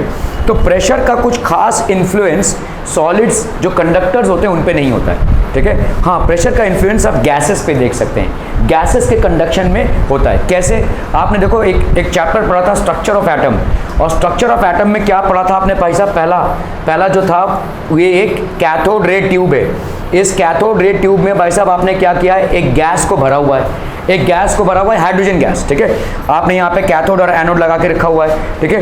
When you are trying to pass electricity, जब आप भाई साहब वोल्टेज को रख रहे हैं तब भी आपको कोई डिस्चार्ज यहाँ पे नहीं दिख रहा है। The moment you happen to drop the volt, मतलब वो पोटेंशियल डिफरेंस आप बढ़ाते जा रहे हैं but still there is no flow of electricity. The moment you happen to lower down the pressure, इसका प्रेशर जब आप कम कर रहे हैं, then you will see that there is an electrical discharge, तब आपको इलेक्ट्रिकल डिस्चार्ज दिखेगा। तो गैसेस में हमको, गैसेस की कंडक्टिविटी में हमको प्रेशर का इन्फ्लुएंस दिखता है, क्योंकि गैसेस की हर एक प्रॉपर्टी आपकी प्रेशर से डिफाइंड है। इसीलिए आप देखो किसी भी गैस को हमेशा आप standard conditions of temperature and pressure में एक्सप्रेस करते हैं, because it's always pressure dependent. Gas की कोई भी प्रॉपर्टी उसके प्रेशर पे डिपेंडेंट होती है, गैस अपने साथ अपने प्रेशर की प्रॉपर्टी को लेकर आता है, ठीक है। Okay, conductance, the reciprocal of resistance R is called conductance of a conductor. तो जैसे देखो आपका भाई साहब कंडक्टेंस क्या हो जाएगा, conductance is basically G is equal to 1/R। तो इन दोनों चीजों को समझ लीजिए, आपका कंडक्टेंस जो होता है वो होता है रेसिप्रोकल ऑफ R, और कंडक्टिविटी जो होती है वो है रेसिप्रोकल ऑफ रेजिस्टिविटी, ठीक है, क्लियर है। जितनी ज्यादा किसी की रेजिस्टेंस उतनी कम उसकी कंडक्टिविटी, जितनी कम किसी की रेजिस्टेंस उतनी ज्यादा उसकी कंडक्टिविटी, जितनी ज्यादा किसी की रेजिस्टिविटी उतनी कम उसकी कंडक्टिविटी, और जितनी कम किसी की रेजिस्टिविटी उतनी ज्यादा उसकी conductivity. So conductivity is equal to 1 upon resistivity and conductance is equal to 1 upon resistance. तो आपका रेजिस्टेंस का ओम, रेजिस्टेंस का यूनिट क्या है बोलो? ओम्स, है ना, OHM। तो इसका यूनिट क्या हो जाएगा बोलो? मोह। हाँ भाई यही है, उल्टा है ना, इसका रेसिप्रोकल है, मोह के धागे, ठीक है। तो आपका भाई साहब ये हो जाएगा मोह, ठीक है, MHO। कंडक्टेंस का यूनिट होता है MHO, उल्टा ओम का, ठीक है। ओके, या हम इसको सिंबॉलिकली क्या लिखते हैं, ऐसे लिखते हैं सिंबॉलिकली, ओम रेज टू -1, ठीक है। ओके, यहाँ पे भाई साहब रेजिस्टिविटी का क्या यूनिट होता है बोला भाई साहब? तो ये आप देख रहे हो, ऐसा यूनिट को क्या बोलते हैं? मोह के धागे, ठीक है, या ओम रेज टू 1s1, ठीक है, ऐसा भी लिखते हैं, या सीमेंस भी लिखते हैं इसको, ठीक है, we can also write it as siemens, ठीक है। क्या हो गया भाई साहब? हाँ, तो आपका ये रेजिस्टिविटी का यूनिट क्या होता है बोलो? रेजिस्टिविटी का यूनिट होगा आपका, देखो रेजिस्टेंस है यहाँ पे, resistance is equal to resistivity into L/A, ठीक है। इस R into A/L is equal to resistivity. तो इसका भाई साहब क्या हो जाएगा? रेजिस्टेंस का होता है ओम, ये होता है मीटर स्क्वायर और ये होता है मीटर, कैंसलम, तो रेजिस्टिविटी का यूनिट क्या हो जाएगा? ओम मीटर, ठीक है। रेजिस्टेंस का यूनिट क्या हो जाएगा भाई साहब? ओम मीटर। तो कंडक्टिविटी का ये क्या हो जाएगा? ओम मीटर रेज टू -1, ठीक है, ओम मीटर रेज टू -1, क्लियर है? ओके, चलो भाई साहब, ठीक है। डायमेंशनल फॉर्मूला इसका क्या हो जाएगा? डायमेंशन फॉर्मूला भाई साहब निकालो यहाँ पे, जो भी आपका R का डायमेंशन होगा जो हमने निकाला था अभी, ठीक है, उसका ही उल्टा कर दो, वो आपका आ जाएगा भाई साहब कंडक्टेंस का डायमेंशन, ठीक है। कोई बहुत दिक्कत होगी इसको निकालने में? नहीं हो जाएगा? अरे ऐसा मुंह बना रहे हैं भाई साहब ये लोग, ठीक है। R is equal to V by I, V is equal to W by Q I, ठीक है। W हो गया आपका फोर्स इंटू डिस्प्लेसमेंट, Q हो गया आपका I इंटू टी, तो I into I square T, ठीक है। फोर्स इंटू डिस्प्लेसमेंट कितना हो जाएगा, MLT minus 2L upon I square, that is A square, और ये हो गया आपका T, सो ये हो गया MLT minus 3 ML square T minus 3 A raise to minus 2, ये हो गया भाई साहब किसका, रेजिस्टेंस का। तो आपका भाई साहब देखो इसका इनवर्स होगा क्या, conductivity is equal to 1 upon resistance, that will be 1 upon ML square T minus 3 A raise to minus 2। तो ये भाई साहब सब ऊपर क्या हो जाएंगे, तो इसका हो जाएगा भाई साहब M raise to minus 1, L raise to minus 2, T raise to 3 and A raise to 2। Clear है, समझ में आ रहा है ये, ठीक है। तो ये हो जाएगा भाई साहब M raise to minus 1, L raise to minus 2, T cube and A का स्क्वायर। क्लियर, ठीक है। Okay, so this will be basically conductance. Limitations of Ohm's law. Although Ohm's law has been found to be valid over a large class of materials, there do exist materials and devices used in electrical circuits where the proportionality of V and I do not hold. जहाँ पे भाई साहब V और I का proportionality नहीं hold करता है या Ohm's law वैलिड नहीं होता है, ठीक है। Ohm's law वैलिड नहीं होता है भाई साहब, ठीक है। The deviations broadly are one or more of the following types. क्या क्या है भाई साहब, V ceases to be proportional to I, ठीक है। तो मतलब आपने अगर भाई साहब V I के प्रोपोर्शनल नहीं होता है, ऑब्वियसली वहीं पे ओम्स लॉ आपका टूट गया भाई साहब। The relation between V and I, ठीक है, depends on the sign of V। तो आपका साइन ऑफ V मतलब कैसा हो जाएगा, देखो ये पॉजिटिव ये नेगेटिव, साइन अभी हमने चेंज कर दिया, नेगेटिव पॉजिटिव, तो I इससे चेंज हो रहा है, ठीक है, I इससे भी चेंज हो रहा है, ऐसा होता है, ठीक है। Okay, if I is the current for a certain voltage V, then reversing the direction of V, keeping its magnitude fixed, does not produce a current of the same magnitude in the opposite direction. इसका मतलब क्या हो रहा है, देखो समझो इस चीज को। आपका भाई साहब एक कंडक्टर है या कुछ भी है, यहाँ पे आपका ओम्स लॉ वायलेट हो रहा है, तो यहाँ पे आपने इन दोनों पोटेंशियल्स में कितना पोटेंशियल डिफरेंस अप्लाई किया भाई साहब, वोल्टेज V, ठीक है। If I is the current, यहाँ पे कितना करंट जा रहा है भाई साहब I across a potential difference V, then reversing the direction, तो आपने भाई साहब ये आपका नेगेटिव पोटेंशियल अभी आपने उल्टा कर दिया, इसको पॉजिटिव बना दिया, इसको नेगेटिव, वही सेम रखा वोल्टेज, तो आपके हिसाब से यहाँ पे I ये होना चाहिए, लेकिन ये I नहीं मिलेगा आपको, you will not get the same magnitude. If I is the current for a certain voltage V, then reversing the direction of V, keeping its magnitude fixed, does not produce a current of the same magnitude as I in the opposite direction. होना यही चाहिए था भाई साहब, आपने इधर positive potential है, इधर नेगेटिव पोटेंशियल है, V पोटेंशियल डाला है आपने, I करंट जा रहा है, अभी आपने ऐसा कर दिया, इसको पॉजिटिव इसको नेगेटिव, बैटरी आपने चेंज नहीं की, वही वोल्टेज है, तो आइडियली कितना होना चाहिए भाई साहब, the reversing current will B I, but you don't get that much amount of current, ठीक है। तो ये एक डेविएशन है ओम्स लॉ से, ठीक है, this is basically a deviation from the Ohm's law, ठीक है। तो अगर आप देखोगे भाई साहब ये थोड़ा सा हायर उसमें भाई साहब डेविएट हो जाएगा, ठीक है, इट विल डेविएट। एक प्रॉपर स्ट्रेट लाइन ग्राफ आनी चाहिए, because the relationship between V and I is that of direct proportionality, ठीक है। However you will get this kind of a graph, ठीक है, आपको भाई साहब इस टाइप का ग्राफ मिल जाएगा। The dash line represents the linear Ohm's law, the solid line is the voltage V versus current I for a good conductor, ठीक है भाई साहब, गुड कंडक्टर के लिए। ओके, आज के लिए इतना ही। Thank you so much for your valuable time. Don't go home, you have a class to attend.